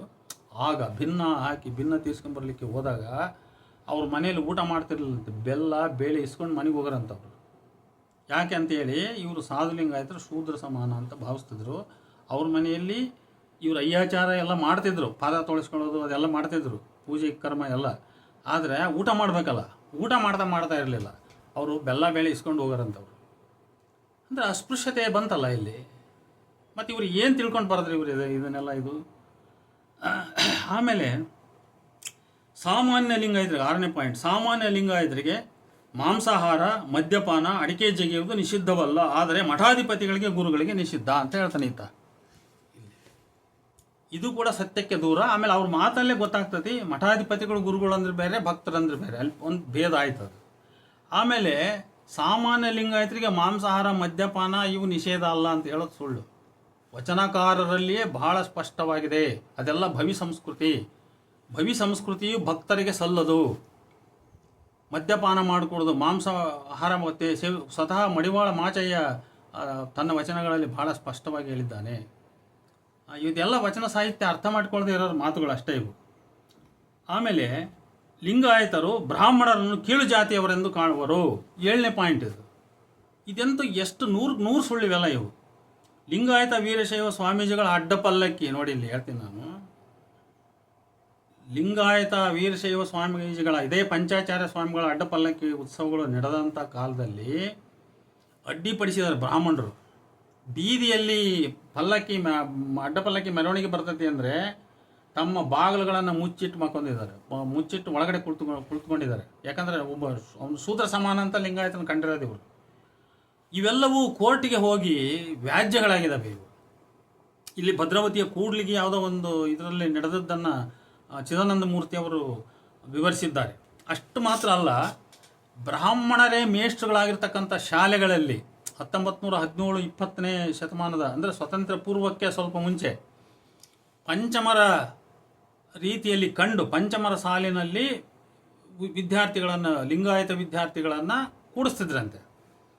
ಇದನ್ನು ವಿರೋಧಿಸಿದ ಲಿಂಗಾಯತ ಮಠಾಧೀಶರುಗಳು ತಮ್ಮ ಮಠಗಳಲ್ಲಿ ಸ್ವಂತ ಶಾಲೆಗಳನ್ನು ತೆಗೆದು ಬ್ರಾಹ್ಮಣ ಸಂಸ್ಥೆಗಳಿಗೆ ವಿರುದ್ಧವಾಗಿ ಒಂದು ಶೈಕ್ಷಣಿಕ ವ್ಯವಸ್ಥೆಯನ್ನು ಲಿಂಗಾಯತರಿಗೆ ಕೊಡುವಂಥ ಪ್ರಯತ್ನಗಳನ್ನು ಮಾಡಿದ್ದಾರೆ. ಆದ್ದರಿಂದ ಲಿಂಗಾಯತರು ಬ್ರಾಹ್ಮಣರನ್ನು ಕೀಳಾಗಿ ಕಂಡರು ಅಂತಕ್ಕಂಥದ್ದು ಸುಳ್ಳು. ಬ್ರಾಹ್ಮಣರೇ ಲಿಂಗಾಯತರನ್ನು ಕೀಳಾಗಿ ಕಂಡಿರೋದು, ಲಿಂಗಾಯತರು ಅದರ ವಿರುದ್ಧ ಪ್ರತಿಭಟಿಸಿರ್ತಕ್ಕಂಥದ್ದು. ಇದು ಚಾರಿತ್ರಿಕವಾದ ಸತ್ಯ. ಇಲ್ಲಿ ಬರೆದಿರೋದು ಚಾರಿತ್ರಿಕವಾದ ಪೂರ ಸುಳ್ಳು ಇದು. ನೋಡಿ, ಇಂಥವುಗಳನ್ನು ಸಂಪಾದಕ ಮಂಡಳಿ ಹೇಗೆ ಒಪ್ಪಿ ಪ್ರಕಟಿಸಿತು ಗೊತ್ತಿಲ್ಲ, ಅದು ಯಾವ ಉದ್ದೇಶಕ್ಕೆ ಪ್ರಕಟಿಸಿತು. ಇನ್ನು 8ನೇ ಪಾಯಿಂಟ್ ಬರ್ತದೆ, ಲಿಂಗಾಯತರು ಶ್ರಾದ್ದ ಕರ್ಮಾದಿ ಮಾಡುವುದಿಲ್ಲ. ಇದು ಕೂಡ ಸುಳ್ಳೆ. ಎಲ್ಲರೂ ಸತ್ತಾಗ ತಿಥಿ ಮಾಡ್ತಾರೆ, 3 ದಿನ ಅಂತ ಮಾಡ್ತಾರೆ, ಮತ್ತು ತಿಂಗಳು ತುಂಬತ್ತಿಗೆ ಎಡೆ ಹಾಕೊಳ್ಳೋದಂತ ಮಾಡ್ತಾರೆ, ಇತ್ಯಾದಿ ಎಲ್ಲ. ಆಮೇಲೆ ಲಿಂಗಾಯತರಿಗೆ ಬ್ರಹ್ಮಚರ್ಯ ಪಾಲನೆಯಲ್ಲಿ ನಂಬಿಕೆ ಇಲ್ಲ. ಇದು ಸುಳ್ಳೆ. ಹಾಗಾದರೆ ವಿರಕ್ತರು 101 ವಿರಕ್ತರು ಯಾಕೆ ಹುಟ್ಟಿದ್ರು? ಅವರು ಸಂಸಾರಿಗಳು, ಸನ್ಯಾಸಿಗಳು. ಹಾಗಾದರೆ 101 ವಿರಕ್ತ ಪರಂಪರೆ ನಮ್ಮಲ್ಲೇ ಇದೆಯಲ್ಲ. ಇದೆಲ್ಲ ಸುಳ್ಳು. ಆಮೇಲೆ ಲಿಂಗಾಯತರಿಗೆ ಭಗವದ್ಗೀತೆ, ರಾಮಾಯಣ, ಮಹಾಭಾರತ ಮುಂತಾದವುಗಳಲ್ಲಿ ನಂಬಿಕೆ ಇಲ್ಲ. ಶಿವ ಪಾರ್ವತಿ ಲೀಲೆಗಳನ್ನು ಒಪ್ಪುವುದಿಲ್ಲ. ಇವೆಲ್ಲವೂ ಸುಳ್ಳು.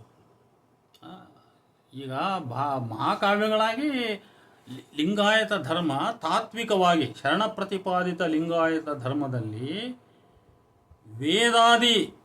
ವೇದ ಬ್ರಾಹ್ಮಣ ಇತ್ಯಾದಿಗಳೇ ಮನುಸ್ಮೃತಿ ಇತ್ಯಾದಿಗಳೇನಾದವಲ್ಲ ಅವುಗಳನ್ನು ಧರ್ಮ ಪ್ರಮಾಣಗಳಾಗಿ ಒಪ್ಪುವುದಿಲ್ಲ. ಒಟ್ಟಾರೆ ವೈದಿಕ ಪರಂಪರೆಯನ್ನೇ ಶರಣರು ಟೀಕಿಸಿದ್ದಾರೆ. ಇದೆಲ್ಲ ನಿಜ. ಆದರೆ ಮಹಾಕಾವ್ಯಗಳಾಗಿ ರಾಮಾಯಣ ಓದ್ತಾರೆ, ಮಹಾಭಾರತ ಓದ್ತಾರೆ, ಅಲ್ಲಿಯ ಹೋರಾಟ ನಾಯಕರನ್ನು ಇವರು ಅರ್ಥ ಮಾಡಿಕೊಂಡಿದ್ದಾರೆ, ಅವುಗಳನ್ನು ನಂಬ್ತಾರೆ ಇತ್ಯಾದಿ ಎಲ್ಲ ಇದೆ. ಇದೆಲ್ಲ ಇವರು ಹೇಳ್ತಕ್ಕಂಥದ್ದು ಸುಳ್ಳಿದು ನೋಡಿ. ಹೀಗೆ ಇಂತಹ ಸುಳ್ಳುಗಳನ್ನೇ ಒಳಗೊಂಡ ಈ ಲೇಖನವನ್ನೇಕೆ ಬಸವ ಪಥ ಪ್ರಕಟಿಸಿತು? ಇದು ಒಂದು ಬಹಳ ಮುಖ್ಯವಾದ $1 ಬಿಲಿಯನ್ ಕ್ವಶನ್. ಇದು ಯಾಕೆ ಪ್ರಕಟಿಸಿದರು, ಯಾವ ಉದ್ದೇಶಕ್ಕೆ, ಅಥವಾ ಸಂಪಾದಕರು ಅಥವಾ ಸಂಪಾದನಾ ಮಂಡಳಿ ಈ ಅಂಶಗಳನ್ನು ನೋಡಲಿಲ್ವೇ ಅಂತ ಅದಕ್ಕೆ ಅವರೇ ಉತ್ತರ ಕೊಡಬೇಕು. ಇನ್ನು 5ನೇ ಲೇಖನ ಇದರಲ್ಲಿ ವಚನ ತರಂಗ ಅಂತ ಅವರು ಒಂದೇ ಶೀರ್ಷಿಕೆ ಇಟ್ಕೊಂಡು ಬರ್ತಾರೆ. ಅವರು ಪ್ರೊಫೆಸರ್ ಬಿ ವಿರೂಪಾಕ್ಷಪ್ಪ ಅವರು ವಿಜಯನಗರ ಬೆಂಗಳೂರಿನವರು ಒಂದೇ ಶೀರ್ಷಿಕೆಯನ್ನು ಇಟ್ಕೊಂಡು ಬರೆದಿದ್ದಾರೆ. ಇವರ ಲೇಖನವು ಸಹ ಡಾಕ್ಟರ್ ಕಲಬುರ್ಗಿಯ ಚಿಂತನೆಯ ದಾರಿಯಲ್ಲಿಯೇ ಸಾಗಿದೆ. ಜಂಗಮ ಅಂದರೆ ಸಮಾಜ. ಬಸವಣ್ಣನವರಿಂದ ಆಗಲೇ ಅವರ ಕಾಲಕ್ಕೆ ಜಾತಿ ವರ್ಗ ವರ್ಣಭೇದವಿಲ್ಲದ ಸಮಾಜ ನಿರ್ಮಾಣ ಆಗಿಯೇ ಬಿಟ್ಟಿತ್ತು ಅನ್ನುವಂಥ ರೀತಿಯಲ್ಲಿ ಇವರು ಕೂಡ ಬರೆದಿದ್ದಾರೆ. ಅದನ್ನು ಸ್ವಲ್ಪ ನಾವು ಮುಂದಿನ ವಿಡಿಯೋದಲ್ಲಿ ನೋಡೋಣ ಅಂತ ಭಾವಿಸಿ ಇಲ್ಲಿಗೆ ನಾನು ಈ ವಿಡಿಯೋ ಉಪನ್ಯಾಸವನ್ನು ಇಲ್ಲಿಗೆ ಮುಗಿಸ್ತಾ ಇದ್ದೇನೆ. ಮುಂದಿನ ವಿಡಿಯೋದಲ್ಲಿ ಅದನ್ನು ಮುಂದುವರ್ಸೋಣ ವಿರೂಪಾಕ್ಷಪ್ಪನವ್ರದ್ದು.